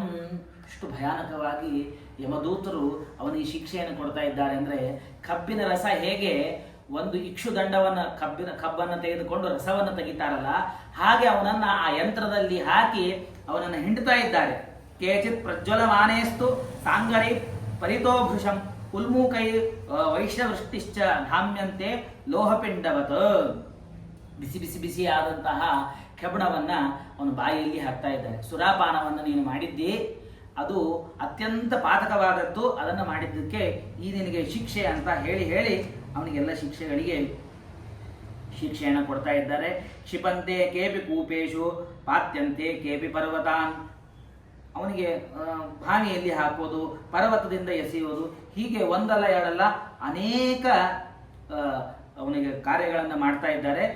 ನರಕಾಹ ದುಃಖ ಸುಬಲಾಹ ತತ್ರ ವೃಕ್ಷ ಸಮೀಪತಾಹ ತೇಷ್ವೇಸ್ತು ಯನ್ಮಹದ್ ದುಃಖಂ ತದಾಚರಣಂ ಗೋಚರ. ಮುಂದೆ ನರಕಗಳು ಎಷ್ಟು ವಿಧವಾಗಿದೆ ಅಂತ ಕೇಳ್ತಾರೆ. ಅನೇಕ ನರಕಗಳು ಎಷ್ಟು ವಿಧವಾಗಿದೆ ನರಕ ಅಂತ ಕೇಳಿದರೆ ಅನೇಕ ವಿಧವಾಗಿದೆ. ಅವುಗಳಲ್ಲಿ ತಾಮಿಸ್ರ, ಲೋಹಶಂಕು, ಮಹಾರೌರವ, ಶಾಲ್ಮಲಿ, ರೌರವ, ಉಡ್ಮಲ, ಕಾಲಸೂತ್ರಕ, ಪೂತಿಮೃತ್ತಿಕ, ಸಂಘಾತ, ಲೋಹಿದೋತ, ಸವಿಷ, ಸಂಪ್ರತಾಪನ, ಮಹಾನಿರಯ, ಕಾಕೋಲ, ಸಂಜೀವನ, ಮಹಾರಥ, ಅವೀಚಿ, ಅಂಧತಾಮಿಸ್ರ, ಕುಂಭೀಪಾಕ, ಸಂಪ್ರದಾನ, ತಪನ, ಹೀಗೆ ಅನೇಕ 21ಕ್ಕಿಂತ ಅಧಿಕವಾದ ನರಕಗಳು, ಪ್ರಧಾನವಾದ ನರಕಗಳು. ಯಾರು ಅತ್ಯಂತ ಪಾಪಿಷ್ಠನಾಗಿರ್ತಾನೋ ಅವನು ಈ ಎಲ್ಲ ನರಕಗಳಿಗೆ ಹೋಗ್ತಾನೆ. ನರಕಗಳಿಗೆ ಹೋಗಿ ಏವಂ ಕುಟುಂಬಂ ಬಿಭ್ರಾಣ ಉದಾರಂಭರ ಏವವ ವಿಸೃಜೇ ಹೋ ವಯಂ ಹೇತು ಭುಂಕ್ತೆ ತತ್ಫಲ ಮೀದೃಶಂ. ಕುಟುಂಬವನ್ನು ರಕ್ಷಣೆ ಮಾಡ್ಲಿಕ್ಕೆ ಹೋಗಿ ಇನ್ನೆಷ್ಟು ಪಾಪಗಳನ್ನು ಮಾಡ್ತೀಯೋ ಆ ಎಲ್ಲ ಪಾಪಗಳಿಗೆ ಈ ನರಕದಲ್ಲಿ ನಿನಗೆ ಅದಕ್ಕೆ ಶಿಕ್ಷಣ ಇದೆ. ಏಕ ಪ್ರಪದ್ಯತೆ ಧ್ವಾಂತಂ ಹಿತ್ವೇದಂ ಸ್ವಕಲೇವರಂ ಕುಶಲೇ ತಪರಾಪೇತಂ ಭೂತದ್ರೋಹೇಣ ಯದ್ಭೃತಂ ದೈವೇನಾಸಾರಿತಂ ತಸ್ಯ ಶಮಲೇ ನಿರಯೇ ಪುಮಾನ್. ಹೀಗೆ ಅವನು ಮುಂದೆ ಹೋಗ್ತಾ ಹೋಗ್ತಾ ಅನೇಕ ಕಷ್ಟಗಳನ್ನು ಪಡ್ತಾನೆ. ಯಾತ್ರೀವೋಂಧತಾಮಿಸ್ರಂ ಚರಮಂ ತಮಸ ಪದಂ. ಅತ್ಯಂತ ಭಯಾನಕವಾದದ್ದು ಯಾವುದು ಅಂದರೆ ಅಂಧತಾಮಿಸ್ರ. ಆ ನರಕ ಅತ್ಯಂತ ಭಯಾನಕವಾದಂಥದ್ದು. ಆ ನರಕದಲ್ಲಿ ಹೋದಾಗ ಅವನು ಬಹಳ ದುಃಖವನ್ನು ಅನ್ನಿಸ್ತಾನೆ. ಅಲ್ಲಿ ಮುಂದೆ ಕೇಳ್ತಾರೆ, ಗರುಡ ದೇವರು ಭಗವಂತನಿಗೆ ಒಂದು ಪ್ರಶ್ನೆ ಮಾಡ್ತಾರೆ. ಕೈರ್ಗಚ್ಚಂತಿ ಮಹಾಮಾರ್ಗೆ ವೈತರಣ್ಯ ಪದಂತಿ ಕೈ. ಯಾರು ಆ ನರಕಗಳಿಗೆ ಹೋಗ್ತಾರೆ, ವೈತರಣಿ ನದಿಯಲ್ಲಿ ಯಾರು ಬೀಳ್ತಾರೆ, ಯಾವ ನರಕಗಳಿವೆ ಅಂತ ಕೇಳಿದಾಗ ಸದೈವ ಕರ್ಮ ನಿರತಾಹ ಶುಭ ಕರ್ಮ ಪರಾಂಗುಖಾಹ ನರಕಾನ್ ನರಕಂ ಯಾಂತಿ ದುಃಖ ದುಃಖಂ ಭಯ ಭಯಂ. ಇನ್ಮೇಲೆ ಏನು ಹೇಳ್ತಾರೆ ಅಂತಂದ್ರೆ, ನಾವು ಆ ಪಾಪ ಕಾರ್ಯಗಳನ್ನು ಮಾಡಿದ್ರೆ ನಾವು ಅದನ್ನು ಹೀಗೆ ಪ್ರಾಯಶ್ಚಿತ್ತವನ್ನು ಈ ಪುರಾಣಗಳನ್ನು ಕೇಳಿ ಭಗವಂತ ನಾ ಆ ಪಾಪ ಕೆಲಸಗಳನ್ನು ಮಾಡಿದ್ದೇನೆ ಅಂತ ಮನಸ್ಸಿನಲ್ಲೇ ಭಗವಂತನಿಗೆ ಪ್ರಾರ್ಥನೆಯನ್ನು ಮಾಡಿ ಮುಂದೆ ಮಾಡೋದಿಲ್ಲ ಅಂತ ಅನ್ಕೋಬೇಕು. ಯಾವ ಯಾವ ಪಾಪ ಕಾರ್ಯಗಳನ್ನು ಮಾಡೋದ್ರಿಂದ ಯಾವ ಯಾವ ನರಕವನ್ನು ಹೊಂತಾರೆ ಅದನ್ನು ವಿಸ್ತಾರವಾಗಿ ಈಗ ಹೇಳ್ತಾರೆ. ಧರ್ಮರಾಜ ಪುರೇಯಾಂತಿ ತ್ರಿಭಿರ್ದ್ವಾರೇ ವಿಧಾರ್ಮಿಕಾಹ. ಆ ಯಮದೇವರ ಊರಿಗೆ ಪಟ್ಟಣಕ್ಕೆ ಹೋಗುವಾಗ 4 ದ್ವಾರಗಳು ಅಂತೆ. ಆ 4 ದ್ವಾರಗಳಲ್ಲಿ 3 ದ್ವಾರಗಳು ಪುಣ್ಯ ಮಾಡಿದವರು ಹೋಗ್ತಾರೆ. ಆದರೆ ಯಾರು ಪಾಪವನ್ನು ಮಾಡಿದ್ದಾರೋ ಅವರು ದಕ್ಷಿಣ ದ್ವಾರಕ್ಕೆ ಹೋಗ್ತಾರೆ. ಪಾಪಾಸ್ತು ದಕ್ಷಿಣ ದ್ವಾರ ಭಾಗ್ಯೇಣೈವ ವ್ರಜಂತಿ ತತ್ ಹೋಗ್ತಾರೆ. ಯೇ ಹರಂತಿ ಗುರೋ ದ್ರವ್ಯಂ ದೇವದ್ರವ್ಯಂ ದ್ವಿಜಸ್ಯ ವಾ ಸ್ತ್ರೀದ್ರವ್ಯ ಹರಿಣೋ ಯೇ ಚ ಬಾಲದ್ರವ್ಯ ಹರಾಶ್ಚಯೇ ಯೇ ಹರಂತಿ ಗುರೋರ್ದ್ರವ್ಯಂ. ನಾವು ಅಧ್ಯಯನಕ್ಕೆ ಹೋಗಿರ್ತೀವಿ, ಅಲ್ಲಿ ಯಾವುದೋ ಒಂದು ವಸ್ತು ಕಾಣಿಸ್ತದೆ, ಗುರುಗಳ ವಸ್ತು, ಅದನ್ನು ಅಪಹರಣ ಮಾಡಿಬಿಟ್ಟರೆ, ಮತ್ತು ದೇವರ ಗುಡಿಗೆ ಹೋದಾಗ ಅಲ್ಲಿರುವ ವಸ್ತುಗಳನ್ನು ಅಪಹಾರ ಮಾಡಿದರೆ ನರಕಕ್ಕೆ ಹೋಗ್ತಾನೆ. ಏರುಣಂ ನ ಪ್ರಯಚ್ಛಂತಿ, ಸಾಲವನ್ನು ಇಸ್ಕೊಂಡು ನನ್ನ ಕಡೆ ಇಸ್ಕೊಂಡೇ ಇಲ್ಲ ಅಂತ ಹೇಳಿ ಸುಳ್ಳು ಅಪವಾದಗಳನ್ನು ಹಾಕಿ ಅವನಿಗೆ ಋಣವನ್ನು ತೀರಿಸದೇ ಇದ್ದರೆ ಅವನು ನರಕಕ್ಕೆ ಹೋಗ್ತಾನೆ. ವಿಶ್ವಾಸಘಾತಕಾಯೇಚ, ಯಾರು ವಿಶ್ವಾಸಘಾತವನ್ನು ಮಾಡಿದ್ದಾರೋ ಅವರು ನರಕಕ್ಕೆ ಹೋಗ್ತಾರೆ. ದೋಷಗ್ರಾಹಿ ಗುಣಶ್ಲಾಘಿ, ಯಾವಾಗಲೂ ಮನುಷ್ಯರಲ್ಲಿ ನೋಡಿದಾಗೆಲ್ಲ ದೋಷವನ್ನೇ ಗ್ರಹಣ ಮಾಡೋದು. ಅವನು ಗುಣ ಇಷ್ಟೇ ಇದ್ರೂ ಕೂಡ ದೋಷವನ್ನೇ ಮತ್ತೊಬ್ಬರಿಗೆ ಹೇಳೋದು. ಅವನು ಗುಣವಂತನಾಗಿರ್ತಾನೆ, ಆದರೆ ಆ ಗುಣವನ್ನು ಸ್ತೋತ್ರ ಮಾಡದೇನೆ ದೋಷವನ್ನಷ್ಟೇ ಸ್ತೋತ್ರ ಮಾಡಿದರೆ ನರಕಕ್ಕೆ ಹೋಗ್ತಾರೆ. ಗುಣಶಾಗಿ ಗುಣವತ್ಸು ಸಂವತ್ಸರಾಹ, ಹೀಗೆ ಯಾವಾಗಲೂ ಕೂಡ ಗುಣವನ್ನು ಭಗವಂತನ ಮುಂದೆ ಸ್ತೋತ್ರ ಮಾಡಬೇಕು, ಗುಣಸ್ತೋತ್ರವನ್ನು ಮಾಡಬೇಕು. ಯಾಕೆ ಅಂತಂದ್ರೆ ಗುಣವನ್ನು ನಾವು ಸ್ತೋತ್ರ ಮಾಡೋದ್ರಿಂದ ಭಗವಂತ ಆ ಗುಣಗಳನ್ನು ಕೊಡ್ತಾನೆ. ನಮಗೆ ವಿದ್ಯೆ ಇರುತ್ತೆ, ಆದರೆ ಮತ್ತೊಬ್ಬ ನನ್ನ ಜೊತೆಗಿದ್ದ ಸಹಪಾಠಿ ಆದವನು ಬಹಳ ಬುದ್ಧಿವಂತ ಇರ್ತಾನೆ. ಆಗ ಅವನನ್ನು ನೋಡಿ ನಾವು ಬೈಯೋದಲ್ಲ, ಭಗವಂತ ಅವನು ಉತ್ತಮ ಬುದ್ಧಿವಂತ, ಅವನಿಗೆ ಒಳ್ಳೆ ಜ್ಞಾನವನ್ನು ಕೊಟ್ಟಿದ್ದಿ, ಹಾಗೆ ನನಗೂ ಜ್ಞಾನವನ್ನು ಕೊಡುವಂತ ಭಗವಂತನಲ್ಲಿ ಪ್ರಾರ್ಥನೆಯನ್ನ ಮಾಡಬೇಕು. ಹಾಗೆ ಮಾಡದೇ ಇದ್ದರೆ ದೋಷಗ್ರಾಹಿ ಗುಣಶ್ಲಾಘಿ ಗುಣವತ್ಸು ಸಂವತ್ಸರಾಹ, ಯಾರು ಗುಣವಂತರಿದ್ದಾರೋ ಅವ್ರು ನೋಡಿದಾಗೆಲ್ಲ ಸಿಟ್ಟು ಮಾಡೋದು, ಅವರು ನರಕಕ್ಕೆ ಹೋಗ್ತಾರೆ. ನೀಚಾನುರಾಗಿಣೋ ಮೂಢಾಹ, ಯಾರು ನೀಚರಿದ್ದಾರೋ ಅವ್ರ ಮನೆಗೆ ಹೋಗೋದು, ಅವನ ಮನೆಯಲ್ಲೇ ಇರೋದು, ಅಮ್ಮ ನಾನು ನಾಳೆ ಬರ್ತೀನಿ, ಅವನ ಮನೆಯಲ್ಲೇ ಮಲಗ್ತೀನಿ, ಹೀಗೆಲ್ಲ ಯಾರು ದುಷ್ಟ ಜನರ ಸಂಘವನ್ನ ಮಾಡ್ತಾರೋ ಅವರು ನರಕಕ್ಕೆ ಹೋಗ್ತಾರೆ. ತೀರ್ಥ ಸಜ್ಜನ ಸತ್ಕರ್ಮ ಗುರುದೇವ ವಿನಿಂದಕಾಹ, ತೀರ್ಥಯಾತ್ರಕ್ಕೆ ಹೋಗದೇನೆ ಸಜ್ಜನರನ್ನ, ಗುರುಗಳನ್ನ, ದೇವರನ್ನ ನಿಂದೆಯನ್ನ ಮಾಡ್ತಾ ದೇವರು ಎಲ್ಲಿದ್ದಾನೆ, ದೇವರೇ ಇಲ್ಲ, ಗುರುಗಳೇ ಇಲ್ಲ, ತಂದೆ ತಾಯಿಗಳ ಮಾತನ್ನು ಕೇಳಬಾರದು. ಮತ್ತು ಪುರಾಣ ವೇದ ಮೀಮಾಂಸಾ ನ್ಯಾಯ ವೇದಾಂತ ದೂಷಕಾಹ, ಪುರಾಣವನ್ನ ನಿಂದನೆ ಮಾಡಿಬಿಟ್ರೆ ಪುರಾಣಕ್ಕೆಲ್ಲ ಹೋಗ್ಬಾರ್ದ್ರಿ, ಸಣ್ಣ ವಯಸ್ಸಿನಲ್ಲಿ ಹೋಗ್ಬಿಟ್ರೆ ವೈರಾಗ್ಯ ಬಂದ್ಬಿಡ್ತದೆ, ವೈರಾಗ್ಯ ಬರಬಾರದು ಅಂತ ಹೇಳಿ ಆ ವೈರಾಗ್ಯವನ್ನು ಕೊಡುವಂತಹ ಪುರಾಣಗಳು ಕೇಳಬೇಡ್ರಿ. ಕೆಲವೊಬ್ಬರಂಕ ಮನೆಯಲ್ಲಿ ಮಹಾಭಾರತ ಪುಸ್ತಕ ತರಲಿಕ್ಕೆ ಹೋದ್ರಂತ, ಅದಕ್ಕೆ ಹೇಳಿದ್ರೆ ಮಹಾಭಾರತ ಹೋಗ್ಬೇಡ್ರಿ ನೀವು ಅಂತಂದ್ರೆ ಮನ್ಯಾಗ ಮಹಾಭಾರತ ಆಗ್ತದ. ಮಹಾಭಾರತ ಮನೆಯಲ್ಲಿ ಆಗ್ತದೆ ಅಂದ್ರೆ ಯುದ್ಧ ಆಗ್ತದೆ ನಿಮ್ಮ ಮನೆಯಲ್ಲಿ ಅಂತ. ಇಷ್ಟು ಉತ್ತಮವಾದಂತಹ ಗ್ರಂಥ ಮಹಾಭಾರತ. ಹೇಳ್ತಾರೆ ಮಹಾಭಾರತದ ನಾಮವನ್ನು ಉಚ್ಚಾರಣೆ ಮಾಡಿದರೆ ಎಲ್ಲ ಪಾಪಗಳು ಹೋಗ್ತದೆ. ಸರ್ವ ಪಾಪೈ ಪ್ರಮುಚ್ಯತೆ, ಕೇವಲ ನಾಮಸ್ಮರಣೆಯಿಂದ. ದೇವಾದಿ ದೇವತೆಗಳಲ್ಲಿ ಒಂದು ಚರ್ಚೆ ಆಯಿತು, ಇಷ್ಟೆಲ್ಲ ಗ್ರಂಥಗಳಿದೆ, ಯಾವುದು ಶ್ರೇಷ್ಠ, ಯಾವುದೋ ಒಂದು ಶ್ರೇಷ್ಠ ಮಾಡಬೇಕಲ್ಲ ಅಂತ ಹೇಳಿ ಒಂದು ತಕಡೆಯನ್ನ ತಂದು ಆ ಗ್ರಂಥಾಭಿಮಾನಿ ದೇವತೆಗಳನ್ನ ಕೂಡಿಸಿದ್ರಂತೆ. ಆಗ ಮೇಲೆ ಬಂದಂತಹದ್ದು ಮಹಾಭಾರತ. ಅದನ್ನ ನಿರುಕ್ತಮಸ್ಯ ಯೋ ವೇದ ಸರ್ವ ಪಾಪೈ ಪ್ರಮುಚ್ಯತೆ. ನಿರುಕ್ತ ಅಂದ್ರೆ ಹೇಳೋದ್ರಿಂದ ಸಾಕು, ಮಹಾಭಾರತ ಅಂತ ಹೇಳೋದ್ರಿಂದ ಸಾಕು, ಎಲ್ಲ ಪಾಪಗಳು ಕೂಡ ಪರಿಹಾರವಾಗ್ತದೆ. ಅಂತಹ ಪುರಾಣ ಮಹಾಭಾರತ ಇದು ಇತಿಹಾಸ. ಭಾಗವತ ಎನ್ನುವಂತಹದ್ದು ಪುರಾಣ. ಪುರಾಣಾನಾಂ ಇದಂ ತಥಾ ಅಂತ ಹೇಳ್ತಾರೆ. ತೀರ್ಥಗಳಲ್ಲಿ, ಕ್ಷೇತ್ರಗಳಲ್ಲಿ ಅತ್ಯಂತ ಪವಿತ್ರವಾದದ್ದು ಕಾಶಿ ಕ್ಷೇತ್ರ. ವೈಷ್ಣವರಲ್ಲಿ ಉತ್ತಮರಾದವರು ರುದ್ರದೇವರು. ವೈಷ್ಣವಾನಾಂ ಯಥಾ ಶಂಭು ಪುರಾಣಾನಾಂ ಇದಂ ತಥಾ. ವೈಷ್ಣವರಲ್ಲಿ ಉತ್ತಮರಾದವರು ರುದ್ರದೇವರು, ವೈಷ್ಣವರೋತ್ತಮರು ಅಂತ ಭಗವಂತನನ್ನ ಯಾವಾಗಲೂ ಉಪಾಸನೆ ಮಾಡ್ತಾ ಇರ್ತಾರೆ ರುದ್ರದೇವರು. ಅದನ್ನ ವಾದಿರಾಜ ತೀರ್ಥ ಶ್ರೀಪಾದಂಗಳವರು ಬಹಳ ಸುಂದರವಾಗಿ ಹೇಳಿದ್ದಾರೆ. ಏನು ಅಂದ್ರೆ ತತ್ಕಿಂಕರ ಶಂಕರ. ತತ್ಕಿಂಕರ ಅಂದ್ರೆ ಸೇವಕ. ಯಾರ ಸೇವಕ ಅಂದ್ರೆ ಭಗವಂತನ ಸೇವಕರು ರುದ್ರದೇವರು ಅಂತ. ಕಾಶಿಯಲ್ಲಿ ಇದ್ದು ಅಲ್ಲಿ ಬಿಂದು ಮಾಧವ ಭಗವಂತನ ಸೇವೆಯನ್ನ ಮಾಡ್ತಾ ಇರ್ತಾರೆ ರುದ್ರದೇವರು. ಹೇಗೆ ಅಂತಂದ್ರೆ ರುದ್ರದೇವರು ಯಾವಾಗಲೂ ಶ್ರವಣ ಮಾಡೋದು ಯಾವುದು ಗೊತ್ತಾ? ಭಗವಂತನ ಕಥೆಗಳನ್ನ ಶ್ರವಣ ಮಾಡ್ತಾ ಇರ್ತಾರೆ. ಭಗವಂತನ ತಮ್ಮ ಪಾದಗಳಿಂದ, ಕಾಲಿನಿಂದ ಭಗವಂತನ ತೀರ್ಥಕ್ಷೇತ್ರಗಳ ಸಂಚಾರ ಮಾಡ್ತಾ ಇರ್ತಾರೆ. ಭಗವಂತನಿಗೆ ನಿವೇದಿತವಾದ ಅನ್ನವನ್ನೇ ಊಟ ಮಾಡ್ತಾರೆ. ಹೀಗೆ ಎಲ್ಲವನ್ನ ಇಂದ್ರಿಯಗಳು ಇದ್ದದ್ದು ಭಗವಂತನ ಸೇವೆಗಾಗಿ ಅದನ್ನು ಮಾಡ್ತಾ ಇರ್ತಾರೆ ರುದ್ರದೇವರು. ಹಾಗಾಗಿ ತತ್ಕಿಂಕರ ಶಂಕರ ಅಂತ ವಾದಿರಾಜ ತೀರ್ಥ ಶ್ರೀಪಾದಂಗಳವರು ತೀರ್ಥ ಪ್ರಬಂಧದಲ್ಲಿ ಹೇಳ್ತಾರೆ. ಅಂತಹ ರುದ್ರದೇವರು ವೈಷ್ಣವೋತ್ತಮ ಅಂತ ಶಾಸ್ತ್ರ ಹೇಳಿದೆ. ಪುರಾಣಾನಾಂ ಇದಂ ತಥಾ. ಶ್ರೇಷ್ಠವಾದ ಪುರಾಣ ಯಾವುದು ಅಂದರೆ ಅದು ಭಾಗವತ. ಎಲ್ಲ ಪುರಾಣಗಳ ಇತಿಹಾಸದ ಎಲ್ಲ ಏನೇನು ನಮ್ಮ ಶಾಸ್ತ್ರಗಳಲ್ಲಿ ಮುಖ್ಯ ತತ್ವ ಇದೆಯೋ ಆ ತತ್ವಗಳ ಸಾರವನ್ನ ಹೇಳಿದ್ದಾರೆ. ಬ್ರಹ್ಮಸೂತ್ರದ ವ್ಯಾಖ್ಯಾನ ರೂಪವಾಗಿದೆ. ಇದು ಪುರಾಣಗಳು. ಆ ಪುರಾಣವನ್ನು ಶ್ರವಣ ಮಾಡೋದಿಲ್ಲ. ಮೀಮಾಂಸಾ ಶಾಸ್ತ್ರ, ನ್ಯಾಯಶಾಸ್ತ್ರ, ವೇದಾಂತ ಶಾಸ್ತ್ರ, ವೇದಾಂತ ಶಾಸ್ತ್ರವನ್ನು, ತರ್ಕಶಾಸ್ತ್ರವನ್ನ, ಉಳಿದಂತಹ ನ್ಯಾಯಶಾಸ್ತ್ರ ಅಂದ್ರೆ ತರ್ಕಶಾಸ್ತ್ರ, ಅದನ್ನ ಅಧ್ಯಯನ ಮಾಡದೇನೆ ಏನಿವೆಲ್ಲ ತರ್ಕ, ಘಟ ಪಟ ಅಂತ ಬರುತ್ತೆ, ಅದರಲ್ಲಿ ಘಟ ಏನು ಪಟ ಏನು ಇವೆಲ್ಲ ಓದ್ಬಾರ್ದ್ರಿ, ಏನು ಉಪಯೋಗ ಇಲ್ಲ ಅಂತ ಹೇಳಿ ನಿಂದಾ ಮಾಡಿದ್ರು ಸಾಕು. ತಿರಸ್ಕಾರ ಮಾಡಿದರೆ ಅವನು ನರಕಕ್ಕೆ ಹೋಗ್ತಾನೆ. ಹರ್ಷಿತ ದುಃಖಿತಂ ದೃಷ್ಟ, ಯಾರು ಇನ್ನೊಬ್ರು ದುಃಖ ಪಡೋದನ್ನು ನೋಡಿ ಸಂತೋಷ ಪಡ್ತಾ ಇರ್ತಾರೋ ಆಗ್ಲಿ ಅವನಿಗೆ ಹಂಗೆ ಆಗ್ಬೇಕು.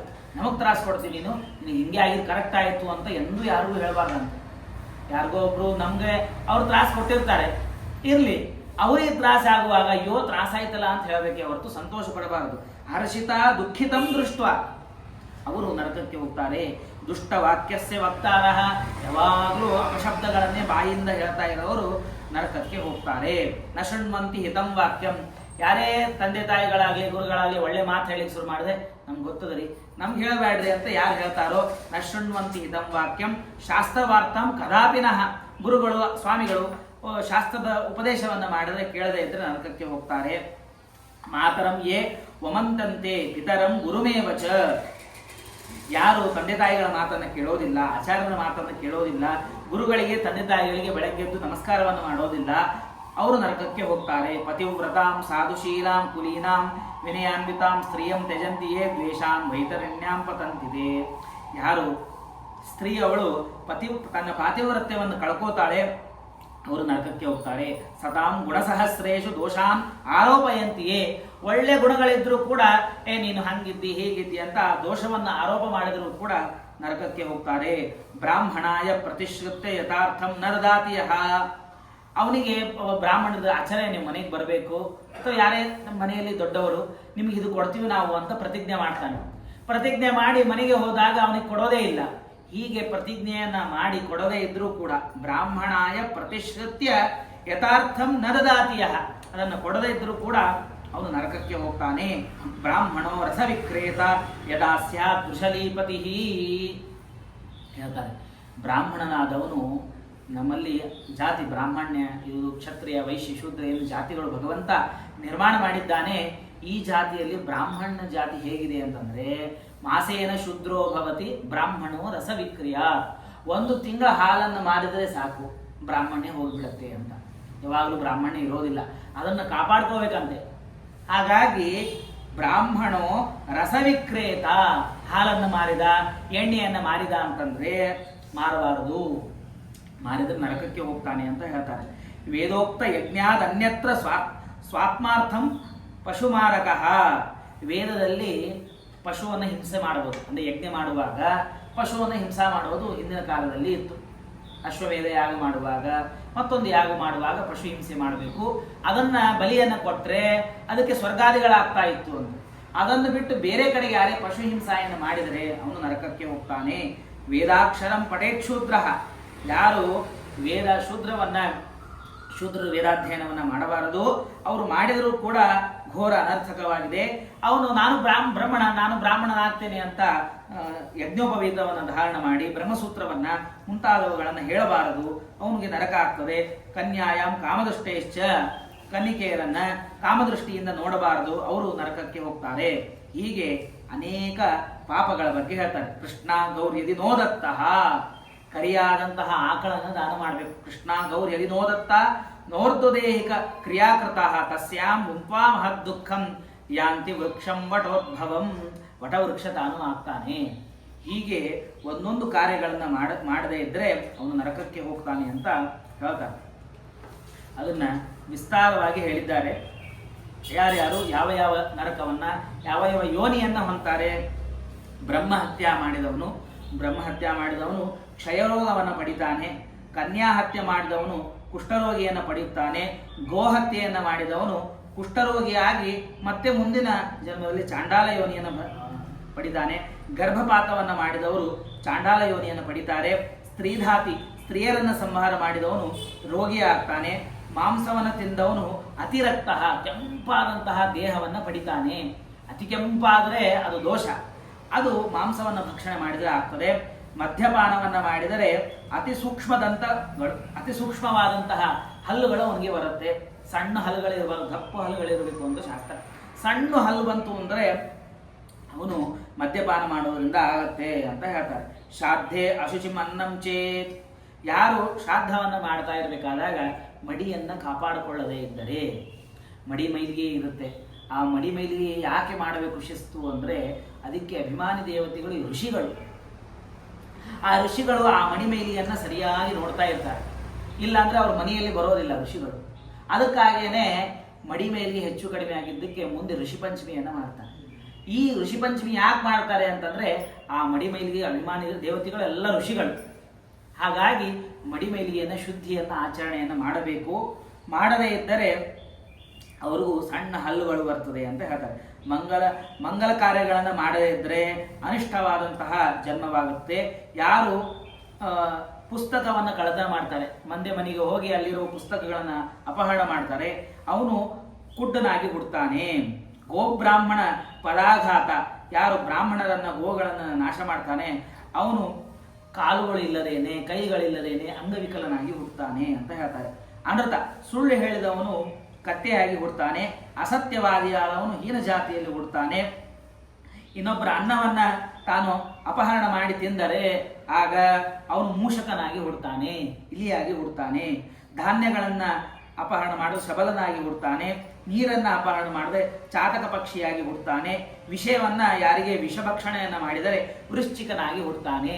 ಯಾರಿಗೂ ವಿಷ ಇತ್ಯಾದಿಗಳನ್ನು ಕೊಟ್ಟರೆ ಆಗ ಅವನು ವೃಶ್ಚಿಕನಾಗಿ ಹುಡ್ತಾನೆ.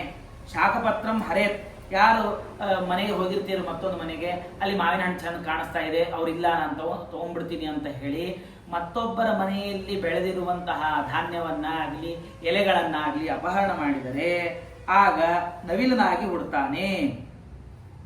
ಇನ್ನು ಸುಗಂಧ ದ್ರವ್ಯಗಳನ್ನು ಅಪಹರಣ ಮಾಡಿದ್ರೆ ಚಿಂಚೋದರಿ ಎಂಬ ಪಕ್ಷಿಯಾಗಿ ಹುಡ್ತಾನೆ. ಜೇನುತುಪ್ಪವನ್ನು ಹಾಳು ಮಾಡಿದ್ರೆ ಜೇನು ಹುಳ ಆಗಿ ಹುಡ್ತಾನೆ. ಉಪ್ಪನ್ನು ಹಾಳು ಮಾಡಿದ್ರೆ ಇರುವೆಯಾಗಿ ಹುಡ್ತಾನೆ. ಮತ್ತೊಬ್ಬರು ಉಪ್ಪುಗಳನ್ನ ಇಲ್ಲೇ ಉಪ್ಪಿಟ್ಬಿಟ್ಟಾರ, ಇದೇನು ಎಲ್ಲರೂ ತಗೋಬಹುದು ಅಂತ ಹೇಳಿ ತಗೊಂಡ್ಬಿಟ್ರೆ ಆಗ ಅವನು ಇರುವೆಯಾಗಿ ಹುಡ್ತಾನೆ. ತಾಂಬೂಲವನ್ನ ಎಲ್ಲರೂ ಇಟ್ಟಿರ್ತಾರೆ ತಾಂಬೂಲ ಮನೆಯಲ್ಲಿ, ಎಲ್ಲ ಯಾರ್ದೋ ಮಠಕ್ಕೆ ಹೋಗಿರ್ತೀವಿ, ತಾಂಬೂಲಗಳನ್ನು ಇಟ್ಟಿರ್ತಾರೆ, ನಮ್ಗೆ ಗೊತ್ತಿರೋದಿಲ್ಲ ಯಾರು ತಾಂಬೂಲ ಅದಲ್ಲ ಅಂತ ತಗೊಂಡ್ಬಿಟ್ರೆ ಅದಕ್ಕೆ ಹೇಳ್ತಾರೆ ತಾಂಬೂಲವನ್ನ ಅಪಹರಣ ಮಾಡಿದ್ರೆ ವಾನರನಾಗಿ ಹುಡ್ತಾನೆ, ಕಪಿಯಾಗಿ ಅವನು ಹುಡ್ತಾನೆ. ವೈಶ್ವದೇವನ್ನ ಮಾಡಬೇಕು. ವೈಶ್ವದೇವವನ್ನು ಮಾಡದೇನೆ ಅನ್ನವನ್ನು ಸ್ವೀಕಾರ ಮಾಡಿದರೆ ಕ್ರೂರ ವ್ಯಾಘ್ರನಾಗಿ ಹುಟ್ಟುತ್ತಾನೆ. ಇನ್ನು ಗಾಯತ್ರಿಯವನ್ನ ಜಪವನ್ನು ಮಾಡದೇ ಇದ್ದರೆ ಬ್ರಹ್ಮಘಾತಕನಾಗಿ ಹುಡ್ತಾನೆ. ಇನ್ನು ಆಮಂತ್ರಣವನ್ನ ಕೊಟ್ಟಾಗ ಮನೆಗೆ ಹೋಗಬೇಕು. ಯಾರ್ಯಾವ ಕಾರ್ಯಕ್ರಮ ಇದ್ದಾಗ ಆಮಂತ್ರಣ ಇಲ್ಲದೇ ಇದ್ರೆ ನಮ್ಮ ಬಳಗದವರು ನಾವು ಹೋದ್ರೆ ಅನ್ನೋದಿಲ್ಲ ಅಂತ ಹೇಳಿ ಆಮಂತ್ರಣ ಇಲ್ಲದೇನೆ ಅವರ ಕಾರ್ಯಕ್ರಮಗಳಿಗೆ ಹೋದರೆ ಮತ್ತೊಬ್ಬರ ಮನೆಗೆ ಹೋದರೆ ಆಗ ಕಾಗೆಯ ಜನ್ಮವಾಗುತ್ತದೆ ಅಂತ ಹೇಳ್ತಾರೆ. ಇನ್ನು ವಿದ್ಯಾದಾನವನ್ನ ಮಾಡದೇ ಇದ್ರೆ, ತಮ್ಮಲ್ಲಿ ವಿದ್ಯೆ ಇರುತ್ತೆ, ಯಾರೋ ಬಂದು ಪಾಪ ಕೇಳಿರ್ತಾನೆ, ವಿದ್ಯೆ ದಾನ ಮಾಡದೇ ಇದ್ದರೆ ಕುಷ್ಠರೋಗಿಯಾಗಿ ಹುಡ್ತಾನೆ, ಬೇರೆ ಜಾತಿಯಲ್ಲಿ ಹುಡ್ತಾನೆ ಅಂತ ಹೀಗೆ ಹೇಳ್ತಾರೆ. ಗುರುಗಳನ್ನ ತುಂಕೃತ್ಯ, ಗುರುಗಳನ್ನ ದೊಡ್ಡ ದೊಡ್ಡ ಶಬ್ದಗಳಿಂದ ಗುರುಗಳನ್ನ ಮಾತಾಡಿಸಿ ಅವ್ರ ಮೇಲೆ ಜೋರಾಗಿ ಒದರ್ಬಿಟ್ರೆ ಆಗ ಬ್ರಹ್ಮರಾಕ್ಷಸನಾಗಿ ಹುಡ್ತಾನೆ. ಹಾಗಾಗಿ ಬ್ರಾಹ್ಮಣರು ಗುರುಗಳು ಇವರ ಹತ್ರ ಹೋದಾಗ ತಾನು ಎಷ್ಟು ಮೆತ್ತಗಾಗಿ ಮಾತಾಡಬೇಕೋ ಅಷ್ಟು ಮೆತ್ತಗಾಗಿ ಮಾತಾಡಬೇಕಂತೆ. ದಿತಿದೇವಿ ಕಶ್ಯಪರಿಗೆ ಪ್ರಾರ್ಥನೆ ಮಾಡ್ತಾರೆ. ಏನು ಅಂತಂದ್ರೆ, ನನ್ನ ಮಕ್ಕಳು ರಾಕ್ಷಸರಾಗಿ ಹುಟ್ಟಿದ್ರು, ಅವ್ರ ಕಡೆಯಿಂದ ನೀನು ಏನಾನ ಅಪರಾಧ ಮಾಡಿಸು ಸ್ವಾಮಿ, ಬೇಡ ಅನ್ನೋದಿಲ್ಲ, ಆದ್ರೆ ಬ್ರಾಹ್ಮಣರಿಗೆ ಅಪರಾಧವನ್ನು ಮಾಡಬಾರದು. ನ ಬ್ರಹ್ಮ ದಂಡದಗ್ಧಸ್ಯ ನ ಭೂತ ವಯರಸ್ಯ ಚ, ಏನಾದರೂ ಮಾಡಿ ಅವ್ರಿಗೆ ಮರಣ ಕೊಡು, ಬೇಡಂದಿಲ್ಲ, ಆದರೆ ಬ್ರಾಹ್ಮಣರ ಶಾಪಕ್ಕೆ ಅವರು ಗುರಿಯಾಗಬಾರದು, ಹಾಗೆ ನೀನು ಅನುಗ್ರಹ ಮಾಡು ಅಂತ ಹೇಳ್ತಾರೆ. ಹಾಗಾಗಿ ಬ್ರಾಹ್ಮಣರಿಗೆ ಅಷ್ಟು ಮಹತ್ವ. ಅಂತಹ ಬ್ರಾಹ್ಮಣರಿಗೆ ಗುರುಗಳಿಗೆ ತುಂಕೃತ್ಯವಾಗಿ ಮಾತಾಡಿಬಿಟ್ರೆ ಬ್ರಹ್ಮರಾಕ್ಷಸನಾಗಿ ಹುಡ್ತಾನೆ. ಇನ್ನ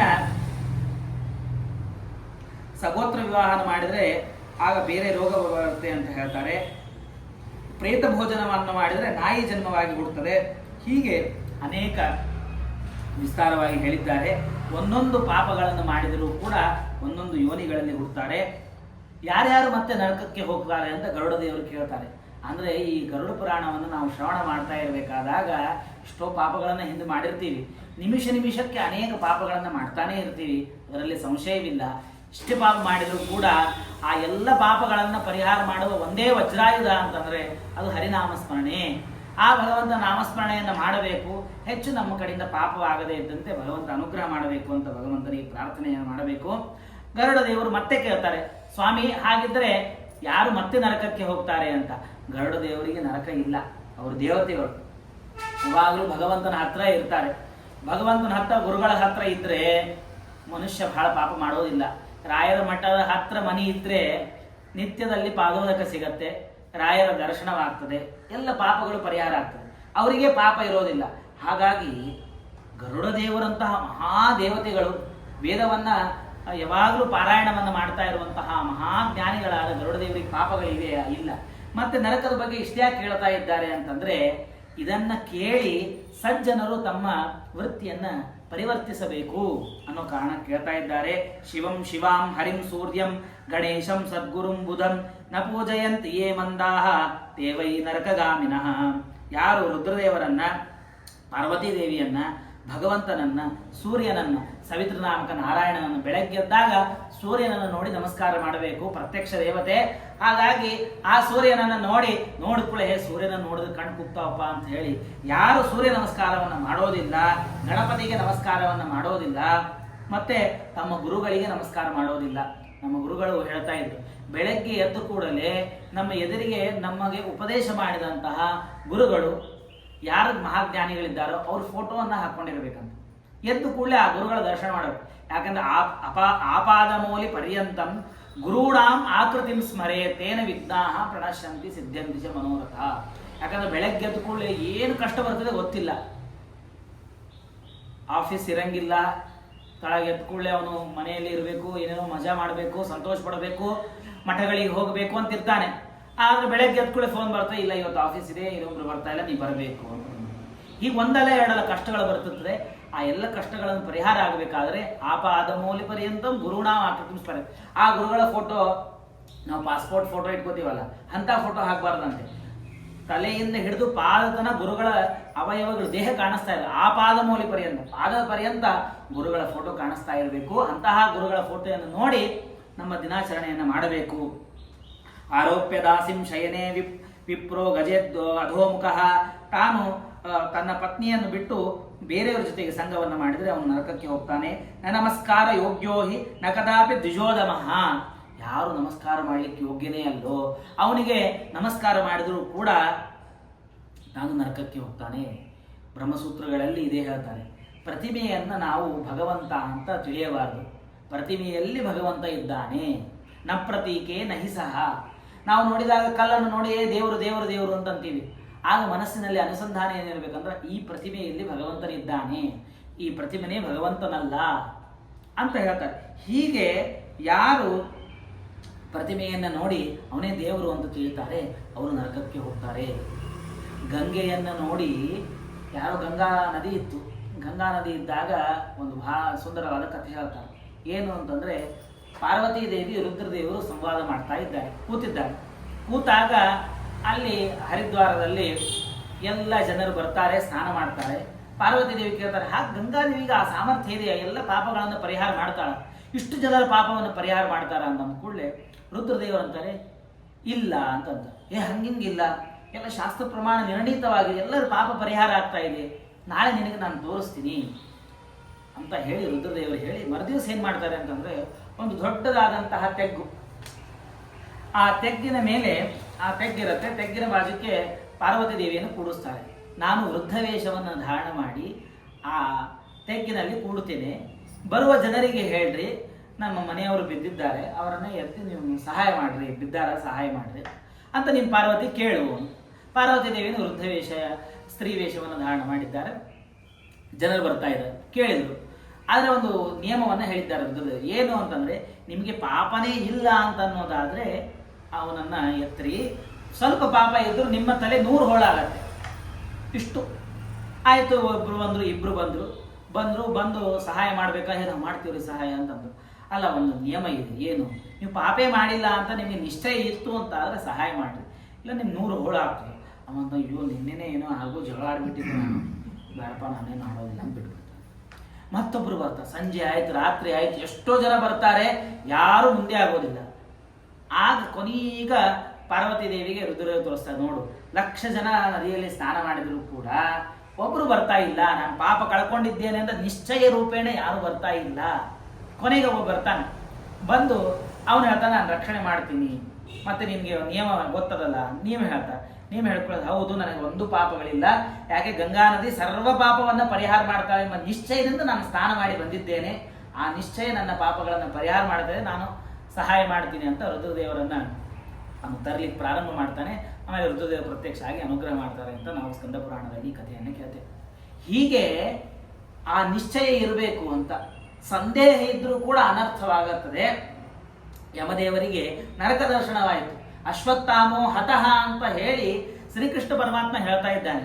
ಆಗ ಧರ್ಮರಾಜ ಅಂದ, ಅಯ್ಯೋ ಮತ್ತೊಬ್ರು ಹೇಳಿದ್ರು, ನಾನು ಧರ್ಮವನ್ನು ಪರಿಪಾಲನೆ ಮಾಡೋನು ಅಶ್ವತ್ಥಾಮಾಚಾರು ಚಿರಂಜೀವಿಗಳು, ಅವರು ಸಾಯೋದೇ ಇಲ್ಲ, ಹಾಗಾಗಿ ಅಶ್ವತ್ಥಾಮೋ ಹತಃ ಅಂತ ನಾನು ಹೇಳಿಬಿಟ್ರೆ ಅಧರ್ಮವನ್ನು ಮಾಡಿದಂತೆ ಆಗುತ್ತೇನೋ ಅಂತ ಹೇಳಿ ಸಂದೇಹವನ್ನು ಪಟ್ಟು ಅಶ್ವತ್ಥಾಮೋ ಹತಃ ಅಂತ ಅವಕಾಶ ಹೇಳಿ ಕುಂಜರ ಅಂತ ಹೇಳ್ತಾರೆ. ಅದಕ್ಕಾಗಿ ನರಕ ದರ್ಶನ ಆಯಿತು ಅಂತ ಬರ್ತದೆ. ಯಾವ ಯಮದೇವರು ಎಲ್ಲರಿಗೆ ಶಿಕ್ಷಣೆಯನ್ನು ಕೊಡ್ತಾರೋ ಅವರಿಗೆ ಹೀಗಾಯಿತು ಅಂತ ಮಹಾಭಾರತದಲ್ಲಿ ನಾವು ಕೇಳ್ತೇವೆ. ಹಾಗೆ ನಿಶ್ಚಯದಿಂದ ಆ ಭಗವಂತನ ಸೇವೆಯನ್ನು ಮಾಡಿ ಎಲ್ಲ ಪಾಪಗಳನ್ನು ಭಗವಂತ ಪರಿಹಾರ ಮಾಡ್ತಾನೆ ಅಂತ ಇಟ್ಕೋಬೇಕು. ಸಂದೇಹ ಪಟ್ಟರೂ ಕೂಡ ಅವರಿಗೆ ನರಕ ಆಗ್ತದೆ. ಅನನ್ಯ ಶರಣಸ್ತ್ರೀಣಾಂ ಏ ಶಾರೀರಂ ಮರಂ ವನ್ಹೌ. ಯಾರು ಹೋಮವನ್ನು ನಡೀತಾ ಇರಬೇಕಾದಾಗ ತಮ್ಮ ವಸ್ತ್ರವನ್ನು ಅದನ್ನು ಕಿತ್ತಿ ಆ ಅಗ್ನಿಯಲ್ಲಿ ಹಾಕ್ತಾನೆ, ಏನು ಹೋಮ ಮಾಡ್ತಾ ಇದ್ದೀರಿ ಅಂತ ಹೇಳಿ ತಿರಸ್ಕಾರ ಮಾಡ್ತಾರೋ ಅವರು ನರಕಕ್ಕೆ ಹೋಗ್ತಾರೆ. ಯಾರು ಚರ್ಮವನ್ನ ಮಾರಾಟ ಮಾಡ್ತಾರೆ, ವೈಶ್ಯವೃತ್ತಿಯಲ್ಲಿ ಇರ್ತಾರೆ, ಅವರು ನರಕಕ್ಕೆ ಹೋಗ್ತಾರೆ. ಅನಾಥಂ ನಾನು ಕಂಪಂತಿ. ಅನಾಥರನ್ನು ನೋಡಿ ಯಾರಿಗೆ ದಯಾ ಬರೋದಿಲ್ಲ, ಯಾರು ಸಹಾಯ ಮಾಡೋದಿಲ್ಲ, ಅವರು ನರಕಕ್ಕೆ ಹೋಗ್ತಾರೆ. ವಿನಾಪರಾಧಂ ದಂಡಂತಿ ದೇವೈ ನರಕಗಾಮಿನಃ.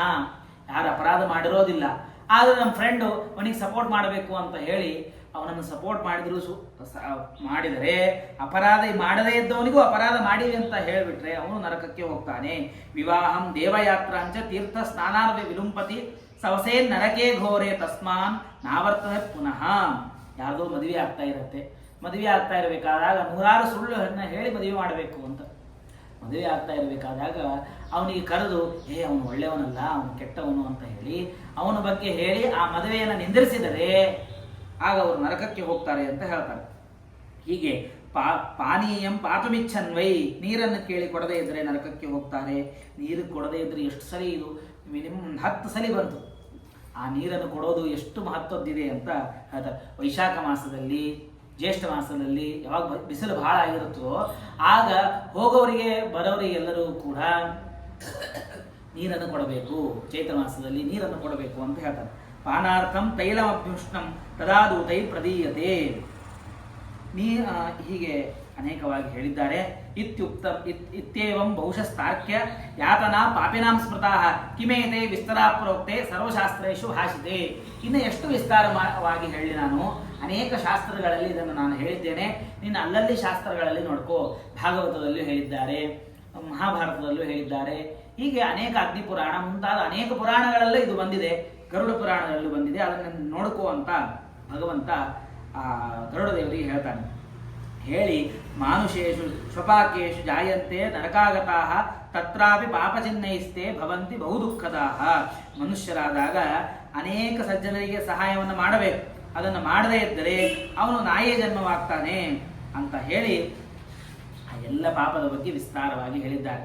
ಮುಂದೆ ಗರುಡ ದೇವರು ಕೇಳ್ತಾರೆ, ಏನ ಚ ಪಾಪೇನ ಯದ್ಯಚ್ಛಿನ್ನಂ ಪ್ರಜಾಯತೆ ಯಾಂ ಯಾಂ ಯೋನಿಂ ಚ ಗಚ್ಚಂತಿ ತನ್ಮೇ ಕಥಯ ಕೇಶವ.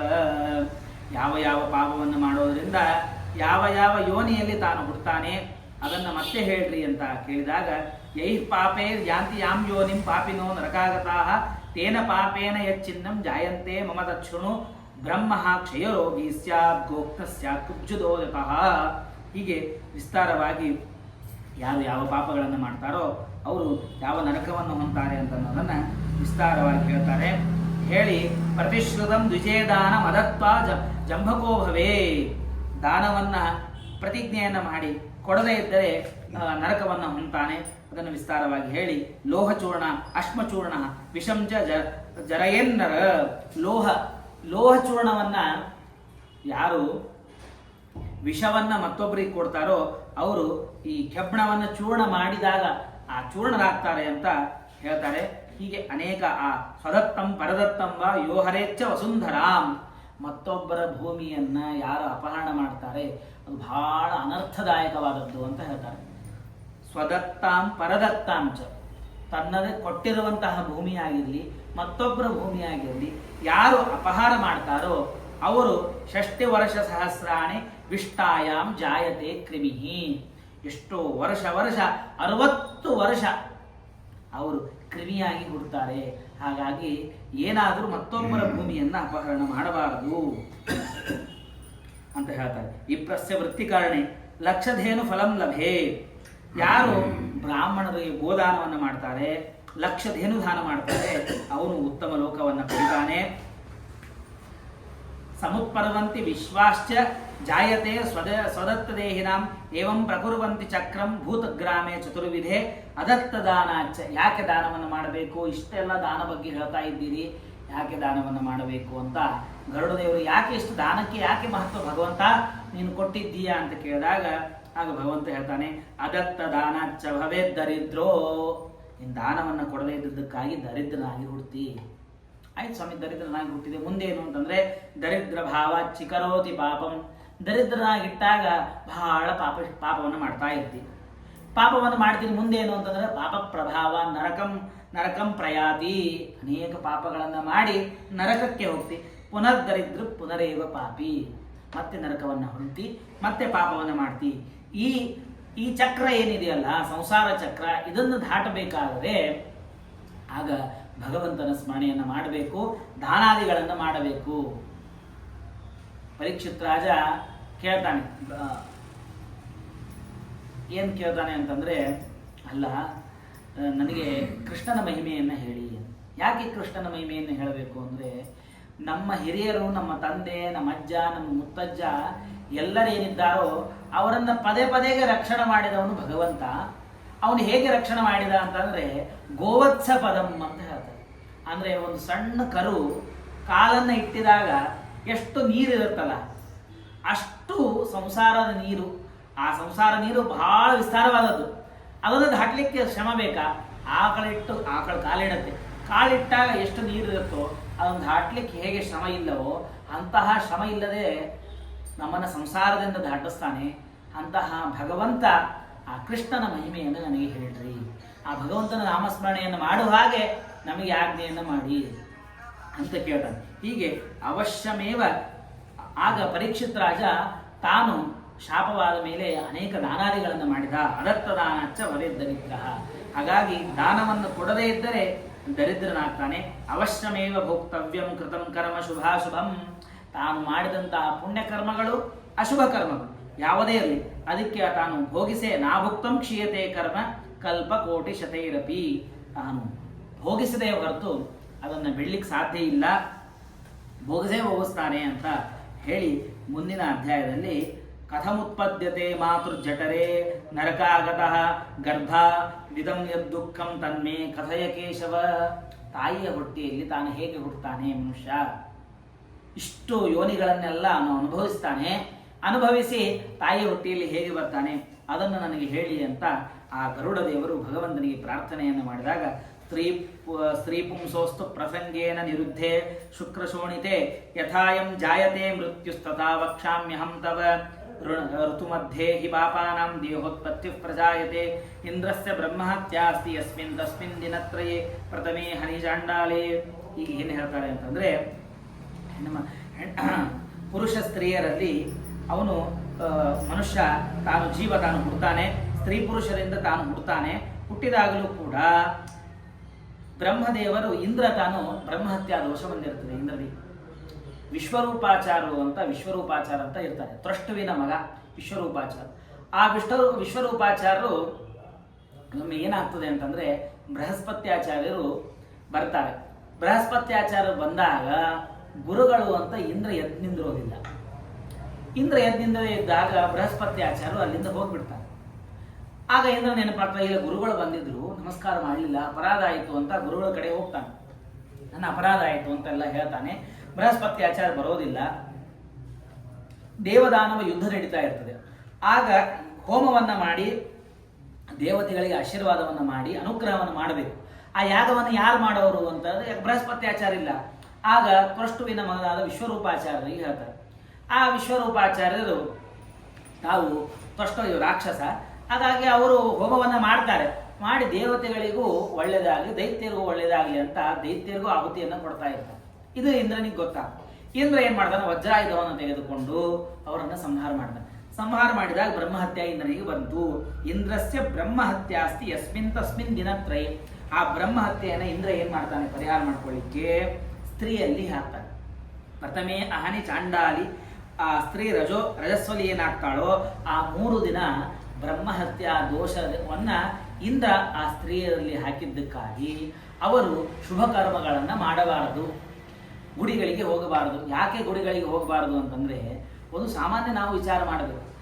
ಗುಡಿಗೆ ಹೋಗುವ ಕಾರಣ ಏನು ಅಂತಂದ್ರೆ ಪುಣ್ಯವನ್ನು ಸಂಪಾದನೆ ಮಾಡ್ಲಿಕ್ಕೆ ಹೋಗುದು. ಈ ಅವಸ್ಥೆಯಲ್ಲಿ ನೀವು ಮಂದಿರವನ್ನು ಹೋಗಿದಾಗ ನಿಮಗೆ ಪುಣ್ಯ ಬರುತ್ತಾ? ಪುಣ್ಯನೇ ಬರಲಿಲ್ಲ ಅಂತ ಆದರೆ ಅಲ್ಲಿ ಹೋಗಿದ ಶ್ರಮ ವ್ಯರ್ಥವಲ್ಲವ. ಹಾಗಾಗಿ ಮಾಡಬಾರದು. ಅದಕ್ಕಿಂತ ಮುಖ್ಯ ಕಾರಣ ಹೇಳ್ತಾರೆ, ಪ್ರಥಮೆ ಅಹನಿ ಚಾಂಡಾಲಿ, ಮೊದಲನೇ ಹಂತದಲ್ಲಿ ಚಾಂಡಾಲ ದೋಷ ಸ್ತ್ರೀಯರಿಗೆ ಆ ದಿವಸ ಇರುತ್ತದೆ.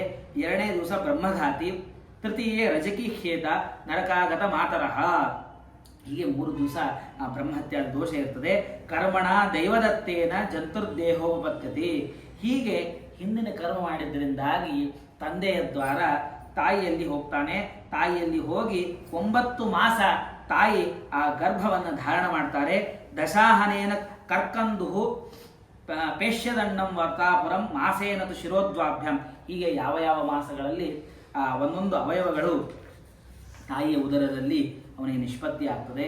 ನಿಷ್ಪತ್ತಿ ಆದ ನಂತರ 9 ತಿಂಗಳು ಬಂದಾಗ ಎಲ್ಲ ಗುರುಗಳ ದೇವತೆಗಳ ಅನುಗ್ರಹದಿಂದ ಜನ್ಮವಾಗ್ತದೆ. ಆಸ್ತೆ ಕೃತ್ವಾ ಶರಕೂಕ್ಷೌ ಗುನ್ನ ಪುಷ್ಟಿಶಿರೋಧರ ಅಕಲ್ಪ ಸ್ವಾಂಗಜ್ಯೇಷ್ಠಾಯಾಂ ಶಕುಂತ ಇವ ಕರ್ಜರೆ ಶ್ರೀಪತಿಂ ಜಗದಾಧಾರ ಮಶುಭ ಕ್ಷಯಕಾರಕಂ ಪ್ರಜಾಮಿ ಶರಣಂ ವಿಷ್ಣು ಶರಣಾಗತ ವತ್ಸಲ. ಆ ಜೀವನಾದವನು ಹೊರಗೆ ಬರುವಾಗ ಇಷ್ಟು ಅವನಿಗೆ 9 ತಿಂಗಳ ತಾಯಿ ಗರ್ಭದಲ್ಲಿ ಇರ್ತಾನಲ್ಲ, ತಾಯಿ ಗರ್ಭದಲ್ಲಿ ಇದ್ದಾಗ ಹಿಂದೆ ಏನೇನು ತಾನು ಪಾಪಗಳಿಗೆ ಶಿಕ್ಷೆಯನ್ನು ಕೊಟ್ಟಿದ್ದರಲ್ಲ, ಆ ಶಿಕ್ಷಣದ ಎಲ್ಲ ಸ್ಮರಣೆ ಇರ್ತದೆ. ಅವನಿಗೆ ಅಳ್ತಾ ಇರ್ತಾನೆ. ಒಳಗೆ ಅಳ್ತಾ ಇದ್ದು ಕೊನೆಯ ದಿವಸ ಬಂದಿತ್ತು. ಇನ್ನು 9 ತಿಂಗಳಾಗಿ ಇನ್ನೊಂದು ತಾಸಿಗೆ ಅವನು ಆ ಪ್ರಪಂಚವನ್ನು ನೋಡಬೇಕು. ಆ ಪ್ರಪಂಚವನ್ನು ನೋಡುವ ಸಮಯದಲ್ಲಿ ತಾನು ಭಗವಂತನ ಸ್ತೋತ್ರವನ್ನು ಮಾಡ್ತಾನೆ. ಭಗವಂತ, ಇನ್ನು ಮುಂದಿನ ಜನ್ಮ ಒಳ್ಳೇದು ಕೊಡು, ನನಗೆ ಸಾಧನೆ ಮಾಡಬೇಕು, ನಾನು ಮತ್ತೆ ನರಕಕ್ಕೆ ಹೋಗಬಾರದು, ಇಷ್ಟು ಅನುಭವಿಸಿ ಬಂದಿದ್ದೇನೆ ಅಂತೇಳಿ ವರ್ಜಾಮಿ ಶರಣಂ ವಿಷ್ಣು ಶರಣಾಗತ ವತ್ಸಲ. ಭಗವಂತ, ನನಗೆ ನೀನು ರಕ್ಷಣೆ ಮಾಡು. ತನ್ಮಾಯಾ ಮೋಹಿತೇ ದೇಹೆ ತಥಾ ಪುತ್ರ ಕಲತ್ರಹೆ. ನಿನ್ನ ಮಾಯಾದಿಂದ ಮೋಹಿತನಾಗ್ತೇನೆ. ಶಾಸ್ತ್ರ ಹೇಳುತ್ತೆ, ಜೀವ ಏನಿದ್ದಾನಲ್ಲ, ಈ ಜೀವನ ಜ್ಞಾನಾನಂದಾದಿ ಸ್ವರೂಪ ಜೀವನಿಗಿದೆ ಅಂತ ಹೇಳ್ತಾರೆ.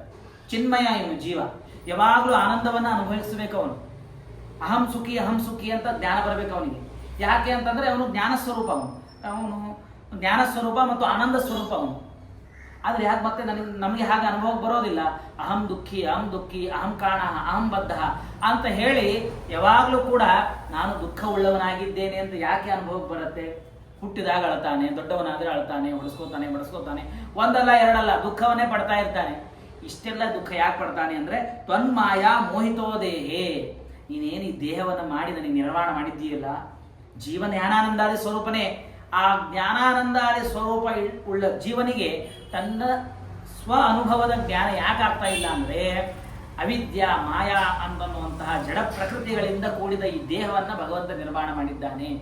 ಆ ದೇಹ ಇದ್ದದ್ದಕ್ಕಾಗಿ ತನ್ನ ಸ್ವರೂಪಭೂತವಾದ ಆನಂದವನ್ನ ತನಗೆ ಭೋಗ ಮಾಡ್ಲಿಕ್ಕೆ ಆಗ್ತಾ ಇಲ್ಲ.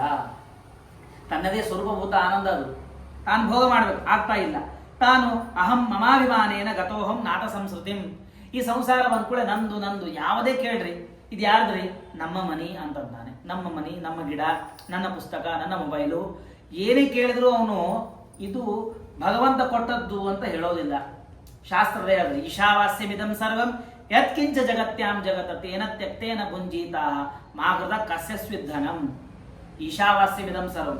ನಾನು ಏನೇನು ವಾಸ ಮಾಡ್ತಾ ಇದ್ದೀನಲ್ಲ ಅದೆಲ್ಲ ಭಗವಂತಂದು. ನಾನೇನು ಭೋಗ ಮಾಡ್ತಾ ಇದ್ದೀನಿ, ಏನೇನು ಉಪಜೀವನ ಮಾಡ್ತಾ ಇದ್ದೀನಲ್ಲ ತೇನ ತ್ಯಕ್ತೇನ ಭುಂಜೀತಾ. ಉಪನಿಷತ್ತು, ಈಶಾವಾಸ್ಯ ಉಪನಿಷತ್ತು ಹೇಳ್ತದೆ ತೇನ ತ್ಯಕ್ತೇನ ಭುಂಜೀತ ಅಂದ್ರೆ ಏನು? ಈಗ ಯಾರು ಶ್ರೀಮಂತ ಇದ್ದಾನೆ, ಬಹಳ ಶ್ರೀಮಂತ ಇದ್ದಾನೆ, ಅವನು ಮಾಲಿಗೆ ಹೋಗ್ತಾನೆ, ಅಂಗಡಿಗೆ ಹೋಗ್ತಾನೆ, ಒಳ್ಳೆ ಒಳ್ಳೆ ಅಂಗಿಯನ್ನು ತೆಗೆದುಕೊಳ್ತಾನೆ. ಯಾಕೋ ಫಿಟ್ ಆಗ್ತಾ ಇದೆ, ಬರ್ತಾ ಇಲ್ಲ ಅಂತ ಹೇಳಿ ಅದನ್ನು ಮನೆ ಹೊರಗೆ ಹಾಕಿಬಿಡ್ತಾನೆ. ಹಾಕಿಬಿಟ್ಟು ಯಾರು ತಗೊಳ್ರಪ್ಪ ನನಗೆ ಆಗ್ತಾ ಇಲ್ಲ ಅಂತ ಹೇಳಿ ಅವನು ಬಿಟ್ಬಿಡ್ತಾನೆ, ಬಿಡ್ತಾನೆ. ಹಾಗೆ ಭಗವಂತ ಬಿಟ್ಟದ್ದನ್ನ ಅಂತಲ್ಲ, ತೇನ ತ್ಯಕ್ತೇನ ಅನ್ನೋ ಶಬ್ದಕ್ಕೆ ತೇನ ದತ್ತೇನ ಅಂತ ಅರ್ಥವನ್ನು ಮಾಡಿಕೊಳ್ಳಬೇಕು ಅಂತ ಉಪನಿಷತ್ತಿನಲ್ಲಿ ಬರೀತಾರೆ. ಹೀಗೆ ಅವನನ್ನು ಕೊಟ್ಟಿದ್ದೇ ಭೋಗಿಸ್ಬೇಕು. ಮಾಗದ ಕಸ್ವಸ್ವಿಧನಂ, ನಮ್ದು ಏನಲ್ಲ ಭಗವಂತ, ನೀನು ಕೊಟ್ಟದ್ದೇ, ಈ ಮನಿ ಕೊಟ್ಟು ಇದು ನಿಂದೆ, ನಾವು ಇದನ್ನು ಒಯ್ಲಿಕ್ಕೆ ಸಾಧ್ಯ ಇಲ್ಲ, ಇಲ್ಲೇ ಭೋಗಿಸ್ಬೇಕು, ಇಲ್ಲೇ ಬಿಟ್ಟು ಹೋಗಬೇಕು. ಹೀಗೆ ನೀನು ಕೊಟ್ಟದ್ದೇ ಅಲ್ಲ. ಆದರೆ ಈ ಮಮ ಅಹಂ ಅಂತ ಅನ್ನೋದೇನಿದೆಯಲ್ಲ, ಇದೇ ದೇಹಾಭಿಮಾನ. ಇದು ಬಂದಿದ್ದರಿಂದಾಗಿ ಎಲ್ಲ ನಂದು ಅಂತ ನಾನು ಹೇಳ್ತೀನಿ. ಅಹಂ ಮಮಾಭಿಮಾನೇನ ಗತೋಹಂ ನಾಥ ಸಂಸ್ಮೃತಿಂ ಕೃತಂ ಪರಿತ್ಯಜ್ಯಮಾರ್ಥೆ ಮಯಾ ಕರ್ಮ ಶುಭಾಶುಭಂ.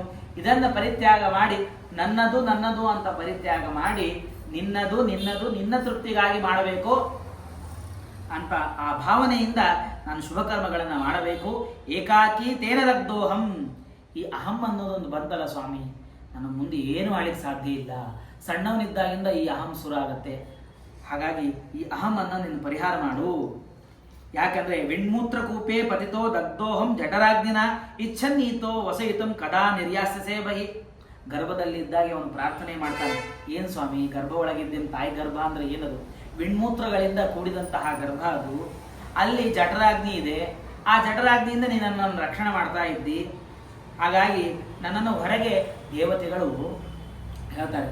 ದೇವತೆಗಳಿಗೆ ಶಾಪ ಆದಾಗ ದೇವತೆಗಳು ಹೇಳ್ತಾರೆ, ಏನಾದರೂ ಕೂಡ ನನಗೆ ಭೂಮಿಯಲ್ಲಿ ಜನ್ಮ ಬರೋದು ಬೇಡ ಅಂತ ಹೇಳ್ತಾರೆ.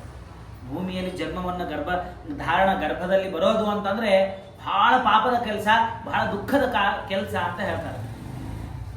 ದ್ರೌಪದಿ ದೇವಿಯ ಬಗ್ಗೆ ದ್ರೌಪದಿ ನಿರ್ಣಯ ಅಂತ ಇದೆ ಮಹಾಭಾರತದ ದಲ್ಲಿ ಬಂದಂತಹದ್ದು. ತಾತ್ಪರ್ಯ ನಿರ್ಣಯದಲ್ಲಿ ಆಚಾರ್ಯ ನಿರ್ಣಯ ಮಾಡ್ತಾರೆ. ಒಬ್ಬ ದ್ರೌಪದಿ ದೇವಿಗೆ 5 ಜನ ಹೇಗೆ ಪತಿಗಳು? ಇದು ಶಾಸ್ತ್ರೀಯದಿಂದ ನೋಡಿದರೆ ಅದು ಸರಿಯಾದದ್ದಲ್ಲ. ಏನಾಗ್ತದೆ ಅಂತಂದ್ರೆ, ದೃಪದ ರಾಜ ತಾನು ಒಂದು ಸಭೆಯನ್ನು ಮಾಡ್ತಾನೆ. ಅದರಲ್ಲಿ ಪಾಂಡವರು ಬ್ರಾಹ್ಮಣ ವೇಷವನ್ನು ಧಾರಣ ಮಾಡಿ ಮತ್ಸ್ಯಯಂತ್ರವನ್ನು ಅರ್ಜುನ ಭೇದನ ಮಾಡ್ತಾನೆ. ಭೇದನ ಮಾಡಿದಾಗ ಮದುವೆ ಆಗಬೇಕು. ಅಲ್ಲಿ ಯುದ್ಧ ಆಗತ್ತೆ. ಯುದ್ಧ ಆದಾಗ 5 ಜನ ಹೋಗ್ತಾರೆ.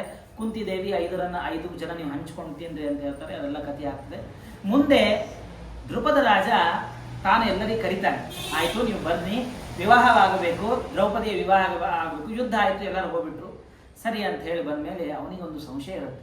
ಇವರೆಲ್ಲ ಬ್ರಾಹ್ಮಣರು, ನಾನು ಅರ್ಜುನನಿಗೆ ಕೊಡ್ಬೇಕಂತಿದ್ದೀನಿ, ಇವರೆಲ್ಲ ಕ್ಷತ್ರಿಯರು, ಅರ್ಜುನ ಇವನು ಅಂತ ನಾನು ಹೆಂಗೆ ತಿಳ್ಕೋಬೇಕು ಅಂತ ಒಂದು 5 ರೂಮ್ಗಳು, 4 ರೂಮ್ಗಳು. ಒಂದೊಂದು ರೂಮ್ದಲ್ಲಿ ಒಬ್ಬ ಬ್ರಾಹ್ಮಣರಿಗೆ ಬೇಕಾದ ವಸ್ತುಗಳನ್ನು ಇಡ್ತಾನೆ, ಕ್ಷತ್ರಿಯರಿಗೆ ಬೇಕಾದ ಆಯುಧಗಳನ್ನು ಇಡ್ತಾನೆ, ವೈಶ್ಯರಿಗೆ ಬೇಕಾದಂತಹ ಸಾಮಾನುಗಳು, ಹೀಗೆಲ್ಲ ಇಡ್ತಾನೆ. ಯಾರು ಎಲ್ಲಿ ಹೋಗ್ತಾರೆ, ಇವರು ಕ್ಷತ್ರಿಯರು ಬ್ರಾಹ್ಮಣರು ನಾವು ತಿಳಿಯೋಣ ಅಂತ ಮಾಡ್ತಾನೆ. ಅವನಿಗೆ ಅವರು ಇಲ್ಲ ಆಯುಧಗಳು ಇಟ್ಟಿರ್ತಾರೆ. ಅಲ್ಲಿ ಹೋಗ್ತಾರೆ. ಅಲ್ಲಿ ಹೋದಾಗ ಇವರು ಕ್ಷತ್ರಿಯರು. ಆಯ್ತು, ಯಾರು ಮದುವೆ ಮಾಡ್ಕೋತೀರ ಅಂದ್ರೆ 5 ಜನ ಮದುವೆ ಮಾಡ್ಕೋತೀರಿ ಅಂತ. 5 ಜನ ಮದುವೆ ಮಾಡ್ಕೋತೀರಿ? ಇಲ್ಲ, ಇದನ್ನು ನಾನು ಮಾಡ್ಲಿಕ್ಕೆ ಸಾಧ್ಯ ಇಲ್ಲ, ನಾನು ನನ್ನ ಮಗಳನ್ನು ಕೊಡೋದಿಲ್ಲ ಅಂತಂದಾಗ ಸಾಕ್ಷಾತ್ ವೇದವ್ಯಾಸ ದೇವರು ಬರ್ತಾರೆ. ವೇದವ್ಯಾಸ ದೇವರು ಬಂದು ವೇದವ್ಯಾಸ ದೇವರು ಹೇಳ್ತಾರೆ, ನಿನಗೆ ನನ್ನ ದಿವ್ಯ ಚಕ್ಷುಷನ್ನು ಕೊಡ್ತೇನೆ, ಆ ಚಕ್ಷುಷನ್ನು ತಗೋ ಅಂತ ಹೇಳಿ ದಿವ್ಯ ಚಕ್ಷುಷನ್ನು ಕೊಡ್ತಾರೆ ವೇದವ್ಯಾಸ ದೇವರು. ಕೊಟ್ಟಾಗ ಆ ದ್ರೌಪದಿ ದೇವಿಯನ್ನು ನೋಡಿದರೆ, ದ್ರೌಪದಿ ದೇವಿಯನ್ನ ಹಿಡಿದು ಆ ದ್ರೌಪದಿ ದೇವಿಯ ದೇಹದಲ್ಲಿ 5 ಜನ ಕನ್ನಿಕೆಯರಿದ್ದಾರೆ. ಶಚಿ, ಶ್ಯಾಮಲ, ಉಷಾ, ಉಮಾ ಮತ್ತು ಭಾರತೀ ದೇವಿ. 5 ದೇವತೆಗಳು ಒಳಗೆ ಇದ್ದಾರೆ. ಇವರೆಲ್ಲ 5 ಅವರ ಗಂಡಂದರು. ಇದೆಲ್ಲ ಏನಾಯ್ತು ಅಂತ ಹೇಳಿ ಒಂದು ದೊಡ್ಡದಾದ ದ್ರೌಪದಿ ದೇವಿಯ ನಿರ್ಣಯವನ್ನು ಹೇಳ್ತಾರೆ. ನಿರ್ಣಯವನ್ನು ಹೇಳುವಾಗ ದೊಡ್ಡ ಕಥೆ ಇದೆ.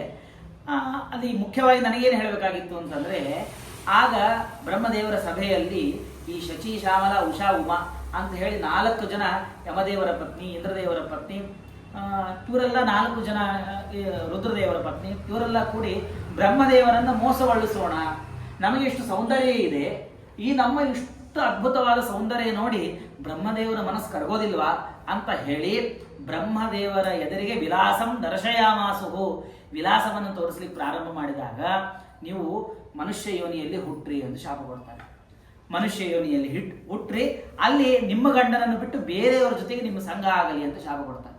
ಆಗ ಅವರು ದುಃಖಿತರಾಗಿ ಭಾರತೀ ದೇವಿಯನ್ನು ಕುರಿತು ತಪಸ್ ಮಾಡ್ತಾರೆ ಅಂತ ವಿಸ್ತಾರ ಕಥೆ ಬರುತ್ತೆ. ಈಗ ನಾನು ಹೇಳೋ ತಾತ್ಪರ್ಯ ಏನಿದೆ ಅಂದ್ರೆ, ಜನ್ಮವಾಗಲಿ ಅಂತಂದ್ರೆ ದೇವತೆಗಳಿಗೆ ಅಪೇಕ್ಷಾ ಶಾಪವಾಯಿತು ಅಂದ್ರೆ ದುಃಖ ಪಡ್ತಾರೆ. ತಪಸ್ಸನ್ನು ಮಾಡಿ ಏನೋ ಒಂದು ಮಾಡಿ ಅದನ್ನು ಪರಿಹಾರ ಮಾಡ್ಕೋತಾರೆ. ಹಾಗೆ ವಿಣ್ಮೂತ್ರ ಕೂಪೆ ಪತಿತೋ ದಗ್ಧೋಹಂ ಜಠರಾಗ್ನಿನ ಇಚ್ಛನ್ನೀತೋ ವಸುವಿತಂ ಕದಾ ನಿರ್ಯಾಸ್ಯಸೇ ಬಹಿ. ಯಾವಾಗ ನಾನು ಹೊರಗೆ ಬರ್ತೀನಿ ಅಂತ ಅವನು ಆ ಭಗವಂತನ ಸ್ತೋತ್ರವನ್ನು ಮಾಡ್ತಾನೆ. ವಿಸ್ತಾರವಾದಂತಹ ಸ್ತೋತ್ರ ಇದೆ. ವಿಸ್ತಾರ ಮಾಡಿ ಆ ಭಗವಂತನ ಆಜ್ಞೆಯಿಂದ ಮುಂದೆ ಅವನು ಬಂದು ತಾನು ಸಂಸಾರವನ್ನು ಹೇಗೆ ಮಾಡ್ತಾನೆ ಅಂತ ಅನ್ನೋ ಕಥಾಭಾಗವನ್ನು ನಾಳೆ ಕೇಳೋಣ. ಶ್ರೀಕೃಷ್ಣ ಅರ್ಪಣಮಸ್ತು. ಯಸ್ಸರ್ವಗುಣ ಸಂಪೂರ್ಣ ಸರ್ವದೋಷ ವಿವರ್ಜಿತ ಪ್ರಿಯತಾಂ ಪ್ರೀತ ಏವಾಳಂ ವಿಷ್ಣೋರ್ಮೇ ಪರಮಸ್ಸಹೃತ ತತ್ರೈವ ಗಂಗಾ ಯಮುನಾ ಚ ತತ್ರ ಗೋದಾವರಿ ತತ್ರ ಸರಸ್ವತಿ ಚ ಸರ್ವಾಣಿ ತೀರ್ಥಾನಿ ವಸಂತಿ ತತ್ರ ಯತ್ರಾಚ್ಯುತೋ ಧಾರಕಥಾ ಪ್ರಸಂಗ ಅನೇನ ಭಾವೇ ಅವಾಪ್ನೋತು. ಶ್ರೀಕೃಷ್ಣ ಅರ್ಪಣಮಸ್ತು.